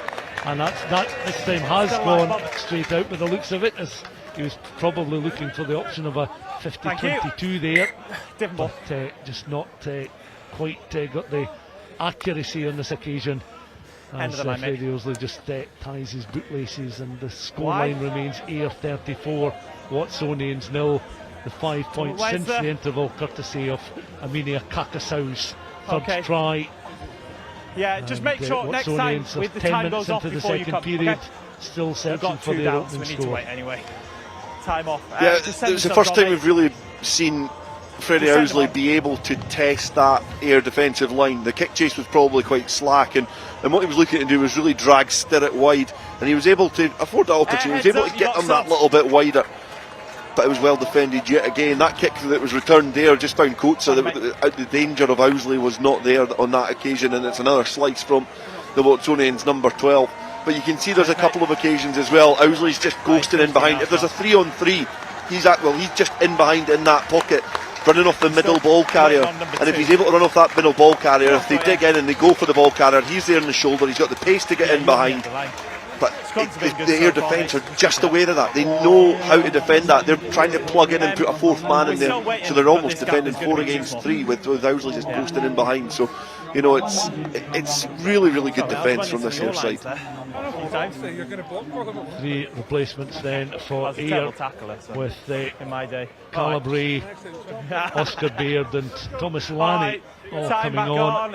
Jamie Drummond is one of the players that has been removed, and I think Chris Bell has also come onto the field for Watsonians, as Ayr again well executed in the line out, setting up a platform, looking to build in these 34 points at Millbrae in this Arnold Clark Premiership playoff final. Ayr then, he's on his knee, play on. Crying out for the referee to do something for what they feel is a high challenge, as this time it's Jamie Shedden opening up the running up towards the edge of the 22, supplied there by Bobby Beattie. But it's recycled and again it's taken on by, this time, Oscar Baird, one of the players just off the bench. Back towards Beattie, who's been comfortable sitting in at 10 rather than his perhaps normal position as one of the centre partners. But he knows those two so well, and Stuart couldn't quite find Shedden, but he managed to sit the ball out towards the left hand side, and they're in for another score, and it's the man just on the park, Thomas Lanny, who's going to be in underneath the post. Champagne stuff from Ayr as they creep closer to another title. It would be their 5th top flight title, a new trophy for them to lift, a new one to show off in the trophy cabinet here at Myerside. 39 points to 0. They're going to make some further changes before the hour marks, and Ayr are certainly flying. They're enjoying the conditions here at Myerside, the adulation of the crowd, and they made a further 2 changes, so fresh legs coming on just 12 minutes into the second half. We'll see if the conversion's successful, but again, that was pure fluent attacking rugby from an Ayr point of view. Yeah, it was excellent. It was really, really well done. You know, you were just speaking, just as that passage of play was going on, Stuart, you're speaking about how comfortable Beattie was at 10. You seen him just ghosting in behind, taking the ball back off Stuart and then spreading it wide, and just the skill set of these players likes of Jamie Shedden, just being able to get the ball through the hands. It's really effective stuff from here. You know, we didn't see a lot of their attacking prowess in the first half. We weren't able to see a lot of it, but they've been allowed to show it this time because Watsonians are trying to chuck everything at it, and it's just allowing a little bit more space for the Ayr side to attack. And again, a great exit from the restart. John Simpson swinging that right boot and taking over the halfway line. Well, when you think back to when these sides contested the Super 6, when these sides met earlier in the season back in September and December, there were 2 closely fought games, and you have to say that there were 2 strong selected sides that were made ahead of the match, and you didn't necessarily think that one side would be 41 points up in the other before we'd reach the 54th minute of the final. But Owsley now out towards Lueni on this left hand side. Lueni again is forced into touch. Such is the desperation shown there by Jamie Shedden, or the not necessarily desperation, that's unfair on him, just the commitment shown by Shedden. A better way to describe his efforts there in forcing the winger into touch, but desperate to close the door on any Watsonians attack, and that ball ending up in touch. It means that Alexander Maguire will get involved here, perhaps for the first time, having just come off the bench with a throw-in towards the back of the line. Again, that's taken down nicely, and it's picked up this time by Tim Brown of Ayr. Brown, one of the latest players off the bench. Ayr looking to recycle once more. Box kick from Fergus Johnston, gathered immediately though by Sam Lueni. Pinned downfield, 3 back from Ayr, just outside their own 22. Played on there by Robbie Orr, out towards the left hand side to go again. Willing to be arcing runners just now, just to try and shape the width of the pitch there. And this is across on the far side. Ayr 41, Watsonians 0, the scoreline. 54 minutes of the game gone, and Ayr players just involved in the thick of the action. Robbie Orr, one of the last ones to get back to his feet. I think the players picked up a knock, so there'll be a stoppage. So I've got 15 now. It's a yellow card. Yeah. Make their way onto the park. This looks as if it might be a momentary stoppage. I think it was legal at first, but you've driven him in when he's went over the horizontal. Ball in hand just now. And Baggett, the mark will be on the 15. Can we just make sure your line's all right? With Watsonians. No, I saw it was 15. Mark's on the 5. What have you spotted? My bad. Yeah, and Ayr are now down to 14 players. Robbie Orton just guilty of driving Loman McPherson into the ground. I think he was trying to give him a check for moles. He had him at a decent angle, driving him to the Millbrae ground. And it's another yellow card for Robbie Orr this season.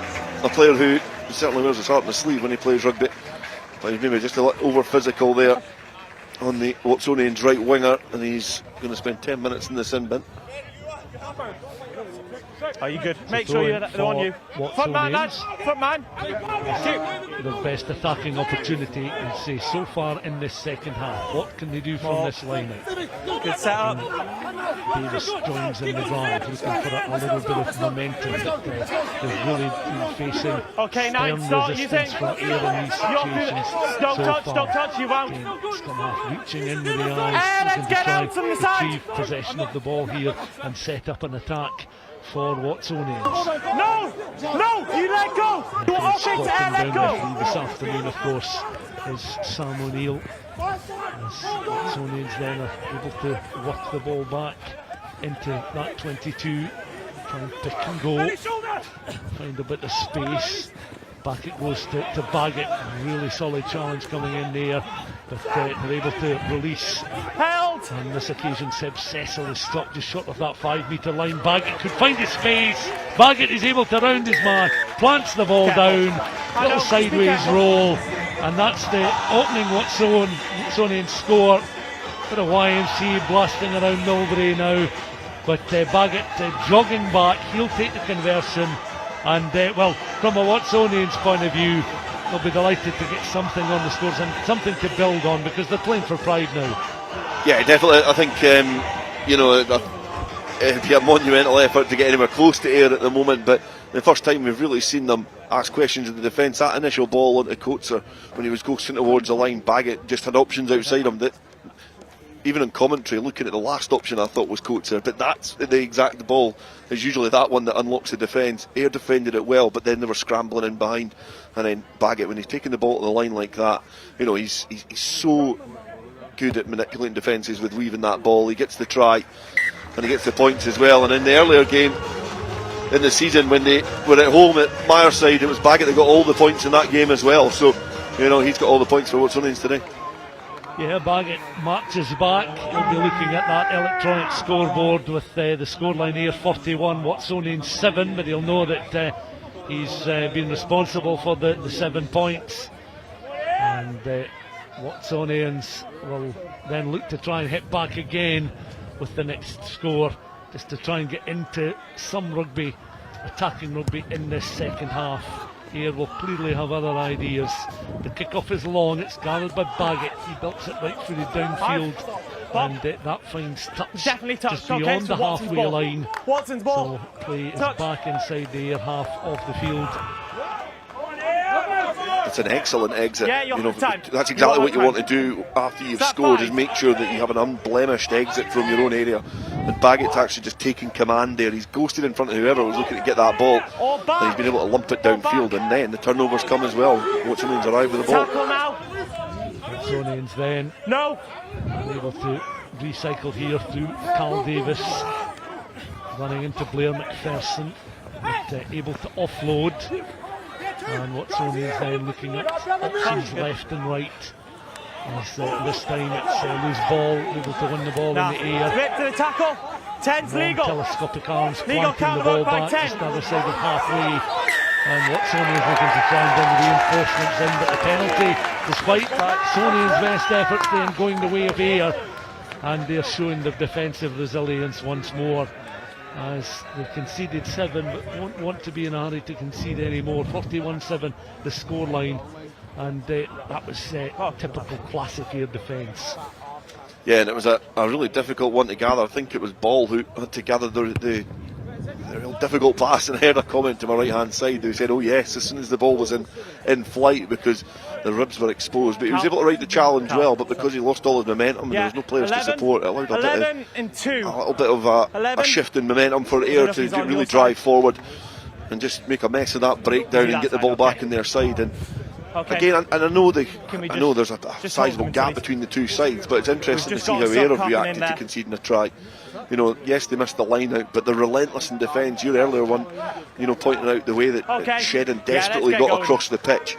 You know, that just shows exactly what their mentality is like here at Millbrae. Yeah, and mentioned a bit earlier on, wasn't very sure if knock on. Carl Davis was going to be withdrawn. It's come over towards the front of the main stand now, so another change for Watsonians. With the second half almost knock on in the line out at the halfway point. So Matt Pritchard is on now for Carl Davis, and confirmation as well that Adam McGowan has come on. He'll be wearing, I believe, number 23. He's on this right hand side. Came on just a couple of minutes ago. Okay, lads, we've had good guns scrum so far. Stable throughout the engagement. As you can see, a scrummage here for Watsonians with the put in. Chris Bell readies himself. He's been quite busy since coming on the park as well, with a few recycled opportunities. Halfway through the second half, and it's Ayr 41, Watsonians 7. Watsonians now not held, able to carry the ball up towards that good work 10, good work 10 metre line. Recycled by the aforementioned Bell. Out towards Osley now. Disappointed with the way things are going to finish in the Watsonians jersey for him, given, as I say, played under Mike Blair and briefly under Sean Everett. I think it was a friendly game against Saracens, but he featured very prominently. 6, just walk away. Thank you. Leave it, Jason, leave it. You've got the pen.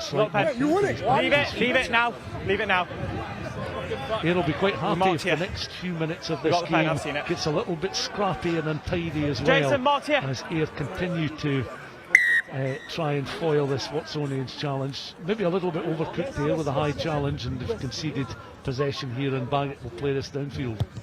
Yeah, and I seen a look from Sweeney as he made his way towards the stand, a little cringe, because I think it was in jest towards the travelling supporters. Maybe give him a little bit of a jibe as he retreated back after conceding the penalty. But yeah, true what you say in terms of the replacements. Bell has certainly been a busy boy since he's come onto the pitch, and he's given them a different direction. He certainly looks really controlled at scrum half, and you know, it's just a matter of trying to salvage something from this game and trying to find a moment. Yeah, Pritchard's throw, one in the line. Allison takes the ball down. Back it comes again. Chris Bell looking to try and inject a little bit of pace into this Watsonian side through the hands of Baggett. They're trying to ship it out very quickly to their right hand side. But, good choice. Mobile in defence and trying to slow them down at every turn. Opportunities to perhaps intercept, as they did in 3 minutes. You've done a good bit, score, but it's went really forward, lighting up the occasion in the opening 5 minutes after sustaining some pressure from Watsonians. The winger, Bardelli, scoring a very memorable try and setting Ayr on their way to this 41-7 scoreline. We're into the final 20 minutes, 17 and a half left on the lads, clock. let's go again. Another set piece, another opportunity here for Chris Bell and for Watsonians. This won't be long left, actually. They'll try every which way to break down this Ayr defence in the remaining minutes to try and eat into this advantage. This is one of the more emphatic scorelines in a playoff final, because Dale, you and I have watched certainly post-COVID, some very dramatic finals when you think of the Curry Marathons at Millbrae Park, and then the two battles, Hoyt against Curry, both sides winning one in quite spectacular fashion. Yeah, you know, they've always been good occasions, and so is, you know, you just always think, what if Bardelli hadn't intercepted that ball, what kind of game would we be watching? Because it has given Ayr just a huge confidence lift after getting the initial score. It allowed them to settle really early. You know, because I would say that we would probably be in the potential that we'd have a closer game. But as it is, you take your opportunities when they're afforded to you. Bardelli took it, and Ayr have never looked back since then. Then he should have stayed on the ball. He flopped over the top of it towards the corner. It was that. And, it was. making his way purposefully is Matthew Pritchard. This will be the second throw in. Baggett's kick taking play down, as you'll see, towards that 5 metre line. Fine, lad.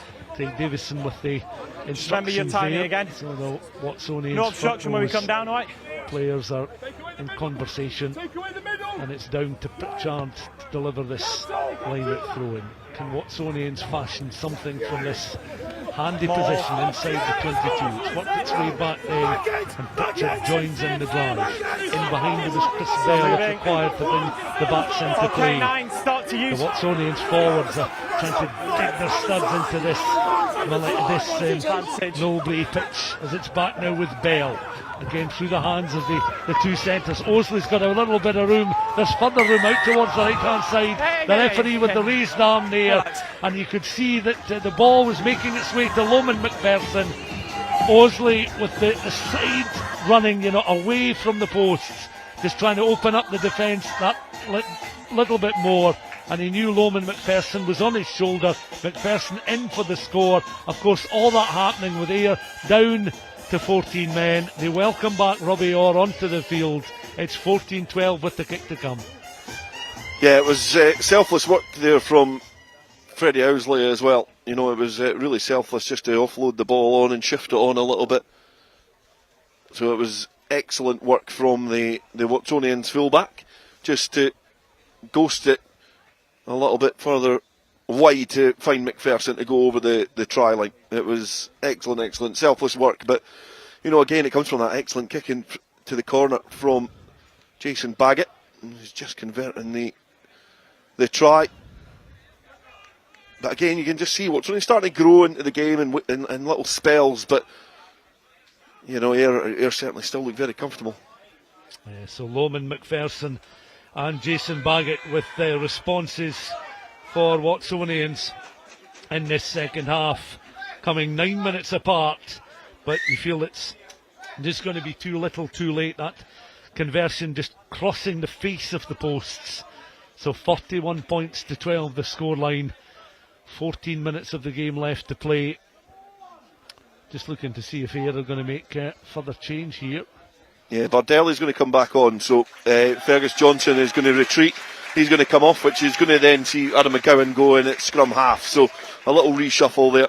You know, Bardelli was withdrawn from play by McGowan. McGowan was his replacement earlier on, so he's going to come on and replace Fergus Johnson and give him a little bit of rest and recuperation in time for the trophy lift.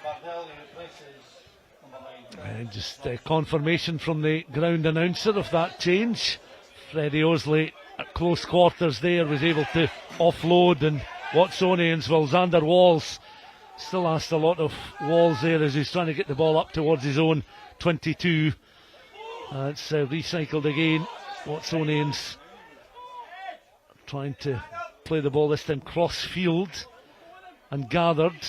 Loman McPherson occupying space out on that right hand side up towards the 10 metre line. Chris Bell goes in once more to try and recycle. 41 points to 12 the scoreline. And Watsonians looking to just make their way up towards halfway, but spreading the ball out towards their left on this occasion. Two over on the left hand side now. Taken on this time by Xander Walls. Walls now is able to get round Blair McPherson, but he's forced into touch because Ayr had two players covering back there, crossing the 22. McPherson couldn't get him, but the second line of defensive cover forced them into touch, and that was a try-saving intervention, you have to say there, Dale, because it looked for all the world as if Xander Walls was in for a third Watsonians try in the second period. Yeah, great work up the touchline. Great initial break as well. The likes of Stu Allison and Walls originally ignited that passage of play further deep inside their own half. But it was great pace from Walls. Was able to outstrip Blair McPherson, who was just charging across the pitch. Got to about the 22 and was just not able to make him. But then when Robbie Orr came back, he put in a great challenge just to knock him off. The touches flag went up pretty early, and then it was able to flat back. But then the ball was knocked on the next passage of play. So even if there was a disagreement about whether he was in touch or not, it wouldn't have mattered because it would have been a scrum put in anyway. But from the line out, Watsonians have won it and they're on the attack again. Yeah, loose ball on the charge. Back it comes. Stuart Allison again inside that 22, caught in a bit of an Ayr bear hug.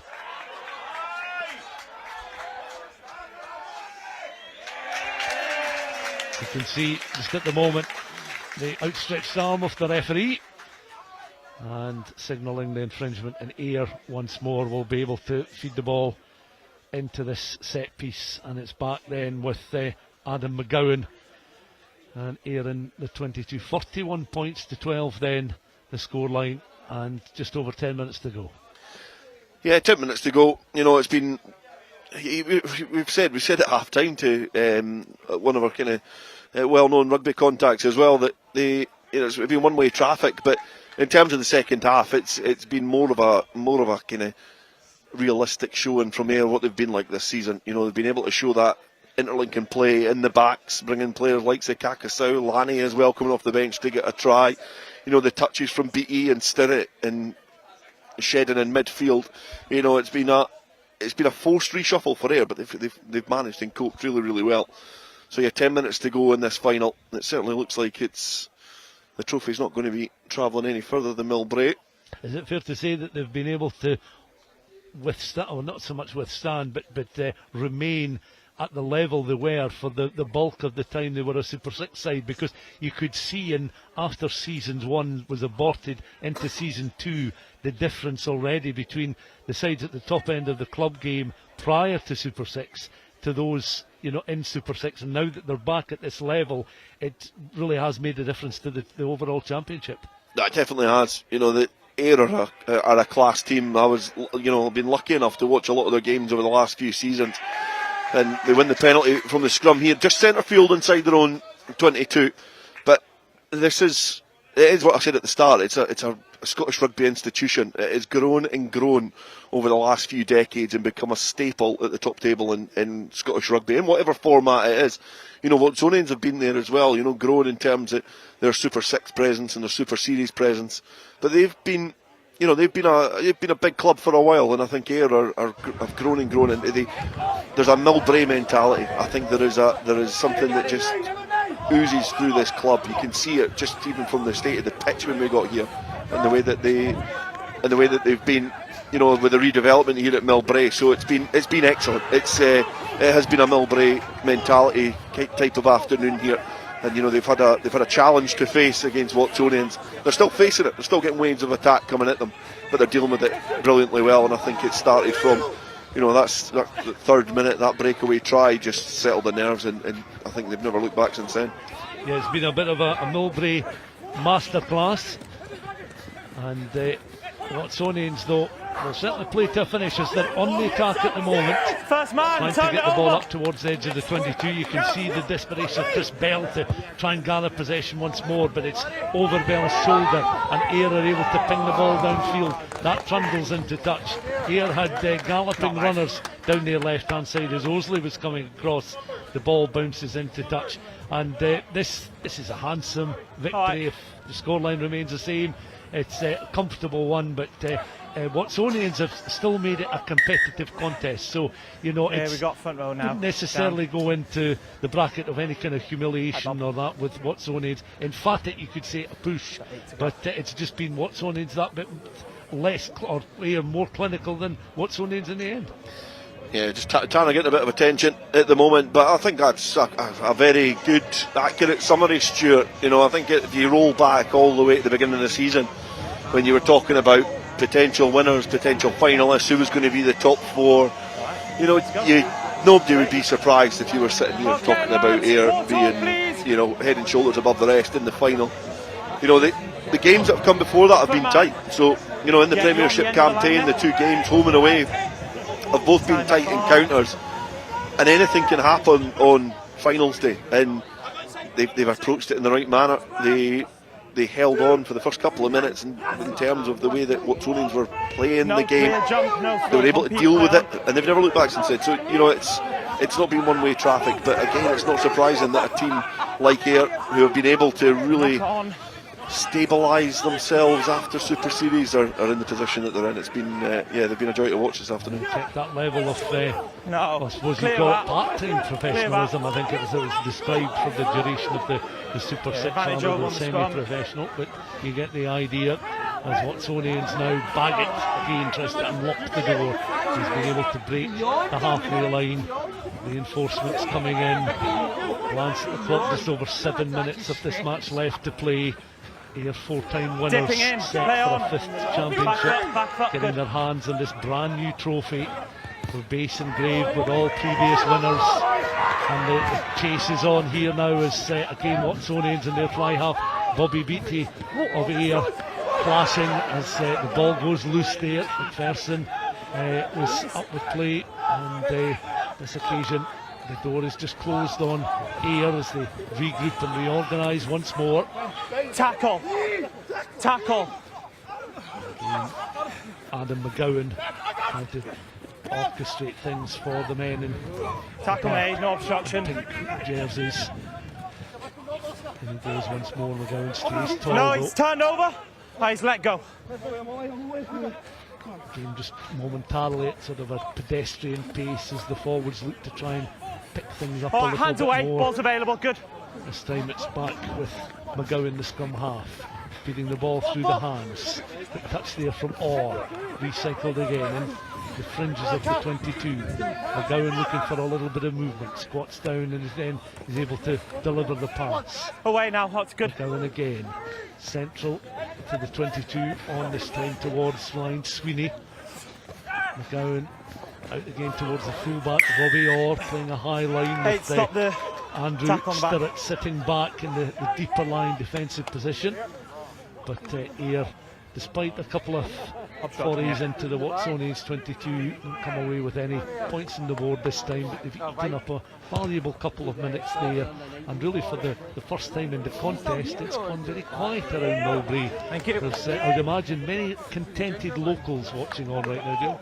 Yeah, I think you can read my thoughts. I was just looking at the electronic scoreboard and then the clock on the VT that we've got here, and you could see that it's entered that period where I think everybody's entered that little bit of realisation that they know the destination and where it's going, and it's a matter now of seeing the rest of this game, that your commitment to the rest of the season through.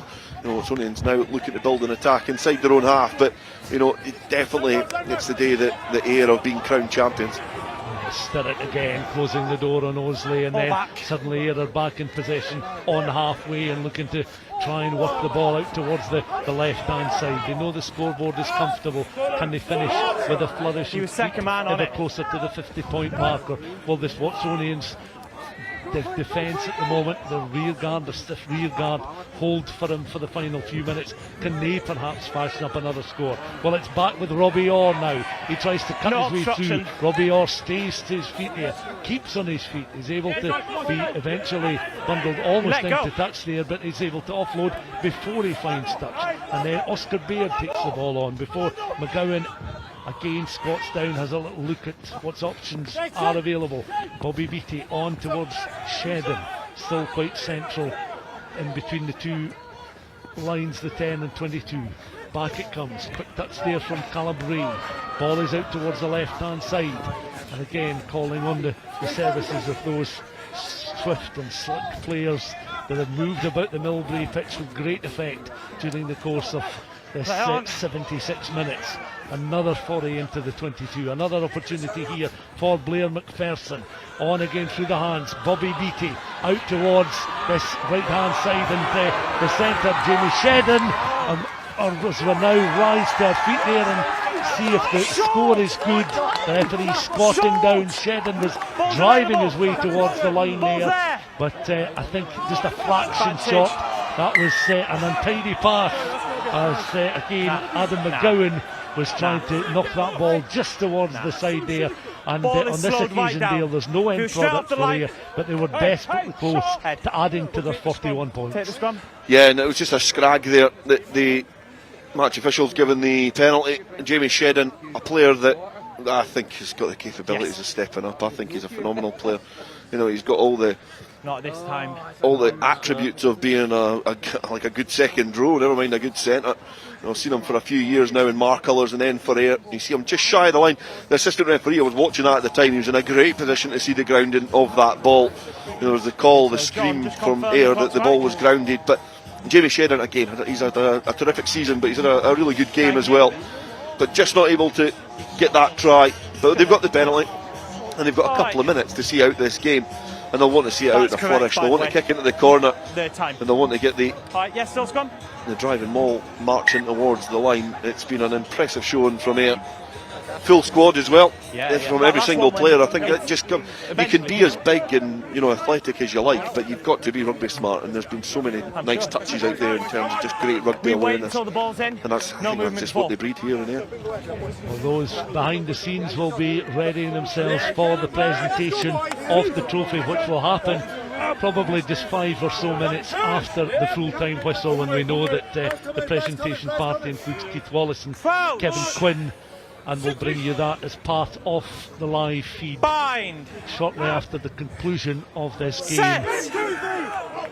And just over 2 minutes of the game left to play. Yeah, when that break was on there, and Ayr were scampering down the right hand side as one. The crowd just to the right hand side got to their feet, so we did likewise to try and get a glimpse to see if Ayr were going to be over for another score.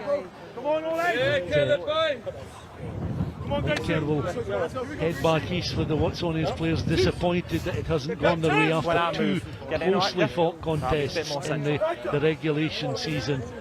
It's certainly this playoff final. Sometimes it's been in March, on occasions it's been as late as the beginning of May, and you can see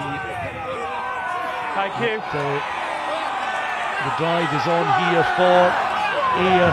They're controlling it with the studs of the boot there. McPherson just tapping the ball under the legs there. The referee has a raised arm. Front row standing up under pressure. What a way that would have been for the final try to be Blair McPherson. He's been an incredible leader for this team, and for him to get the final say would have been just a poignant moment, but just tried to scoop it out underneath his legs, and it just drains the sand out the egg time a little bit more. Players starting to make their way towards the touchline. Let's go, lad. Let's Smiles go. on their faces. I think they know what's coming in the next. Well, I was going to say the next 10 minutes, but certainly I think they know what's going to be coming in the next few hours. Anyway, it's going to be a lively evening at Millbrae. Yeah, party time as the champagne corks will certainly be popped just in a few minutes. Bind. Set. So I can confirm that the man of the match is Luca Bardelli. He's been awarded the man of the match as Ayr. That will be announced to the crowd in just a few moments' time. But Ayr on the charge once more, and Robbie Orr into the 22 gets a little bit untidy there down the left-hand side. The clock shows that we've reached the 40-minute mark. The forward pass, could that be the last action in the game? The referee puts whistle to mouth and blows for full time, and Ayr have clinched their 5th top-flight championship. As Queens, we are the champions. Ready, and is now blasting through the loudspeakers around Millbrae, and the backroom staff, the players replaced during the course of the game, come on and celebrate with their teammates. And Ayr take in this moment. 5th time champions of Scotland. Back in 2009 they won their inaugural championship, then again in 2013, 17 and 2019. And as this group of players return to the club game, having had those 5 years in Super 6, many of them have enjoyed Super 6 success. This afternoon it's all been about winning the Arnold Clark Premiership title, and that new look trophy will be handed to the Ayr players in just a short space of time. It's out there on the pitch, on the plinth. Blair McPherson will ready himself, and he will be delighted to lift the trophy along with his teammates. Watsonians, Dale Clancy, you have to say, made a real contribution to this final because they had plenty of possession but simply lacked the end product, and the 2 tries coming in the second half didn't change the complexion of the scoreline. It wasn't going to be quite as emphatic as we thought it might be after 8 minutes when Ayr were 21-0 up. But Ayr, you felt from the early stages in the game, were the side with the finishers and the side most likely to lift the silverware. Yeah, in any final you're going to have a loser, and unfortunately for Watsonians on this day, they're the team that come off second best. On any other day they could have run Ayr a little bit closer. You think about the opening stages of the game, they were putting Ayr under tremendous pressure, and then the player of the match, Bardelli, the breakaway try. I just think that's the thing that set the tone for the game. There's an added pressure of being at home because there's an anticipation. You finished top of the pile. There's an expectation from your support that you're going to see it through. And the longer and longer that the game goes on, and it's tetchy and it's nervy, that starts to seep into the team, the coaching staff, your mentality, your decision making. It was never ever allowed to creep in this afternoon. Straight from the off, that opportunity that arose, it was taken by Bardelli, and every single opportunity after that was taken. I can't really remember many opportunities where Ayr were on the attack in a real dangerous territory that they didn't come away with points. And that's the difference, because Watsonians in the first 40 minutes, they were in umpteen positions where they could have taken points but just weren't able to, and it all came down to the fact that on both sides of the ball this afternoon, Ayr were far superior than Watsonians. In any other day it could be slightly different, but it's fitting. Ayr are head and shoulders, they have been all season, they're head and shoulders above every other club in the Scottish game, and they deservedly have seen this game through. It's a sizeable victory, but they deserve it. Yeah, no time did Ayr have to begin to doubt themselves, because their first foray into the Watsonians 22 was that spectacular Bardelli try, who we now know as player of the match. That was then converted by Fergus Johnston, who may well have had one or two nerves about kicking at such a crucial match in the season this afternoon, as you can see Blair McPherson making his way through that Watsonians line-up there, taking the applause of the crowd, and the presentation then will be made in just a few moments' time.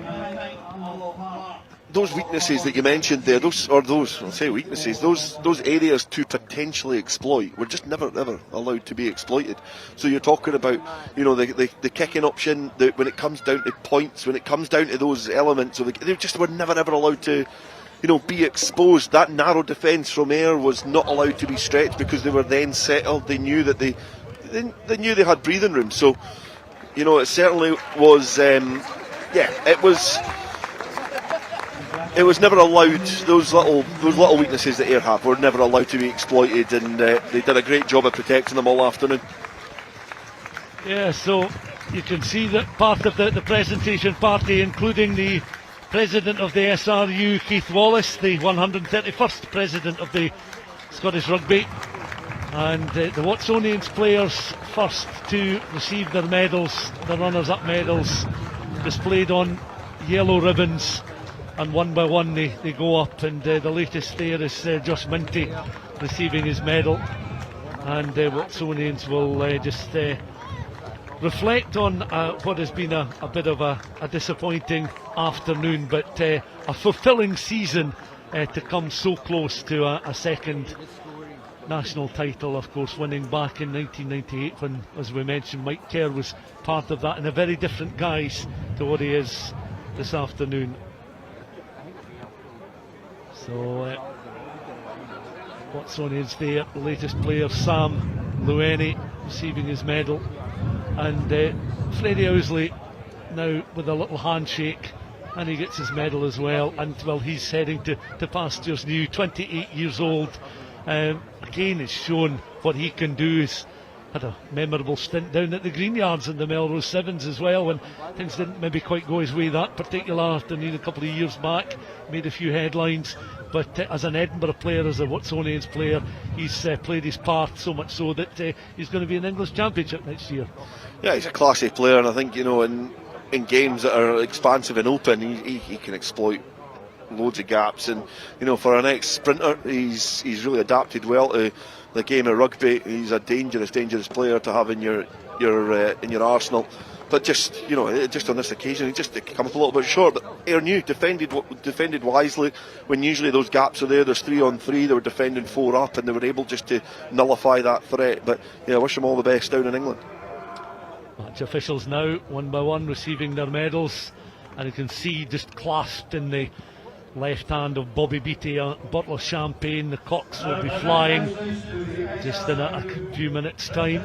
Beattie, the first player to receive his season winner's medal, and Bobby Beattie now 31 years old, as I say, often at centre, but looked very accomplished this afternoon as a standoff, linking up so well with the players round about, and takes the championship winners board from Jeremy Bowen, and they'll no doubt gather together, and there'll be the customary cheer, as you can see that Blair McPherson standing hands on hips, just backing away from some of his teammates. This could be family members coming across to greet him, just on the very right hand side of your picture. You know, a future McPherson now is going to be part of this lineup. It's brilliant to see. It's Blair McPherson. He's been such an important player for Ayr. What a great moment for his lad as well, just to be up at the back of that with his dad. You know, rugby is a great community, it's a great place to be, but especially when you've got really positive role models like that, I just think it's, you know, I wouldn't be surprised if, and a good fall from him as well, but I wouldn't be surprised if in, you know, a couple of decades' time that we see him lifting trophies as well at Millbrae. Robbie Orr receiving his medal, 3 to go, and Rory Jackson really put himself about. Senior and junior together as Oscar Baird receives his medal, and Blair McPherson will now be the first captain to lift this trophy. 54 centimetres high, 30 centimetres wide, decked in winners' ribbons, and over he goes then. The team expectant as the number 8 skipper raises the trophy to the heavens. The champagne corks are popped. Another blast of Queens, we are the champions, and Ayr for the 5th time are top flight Premiership champions.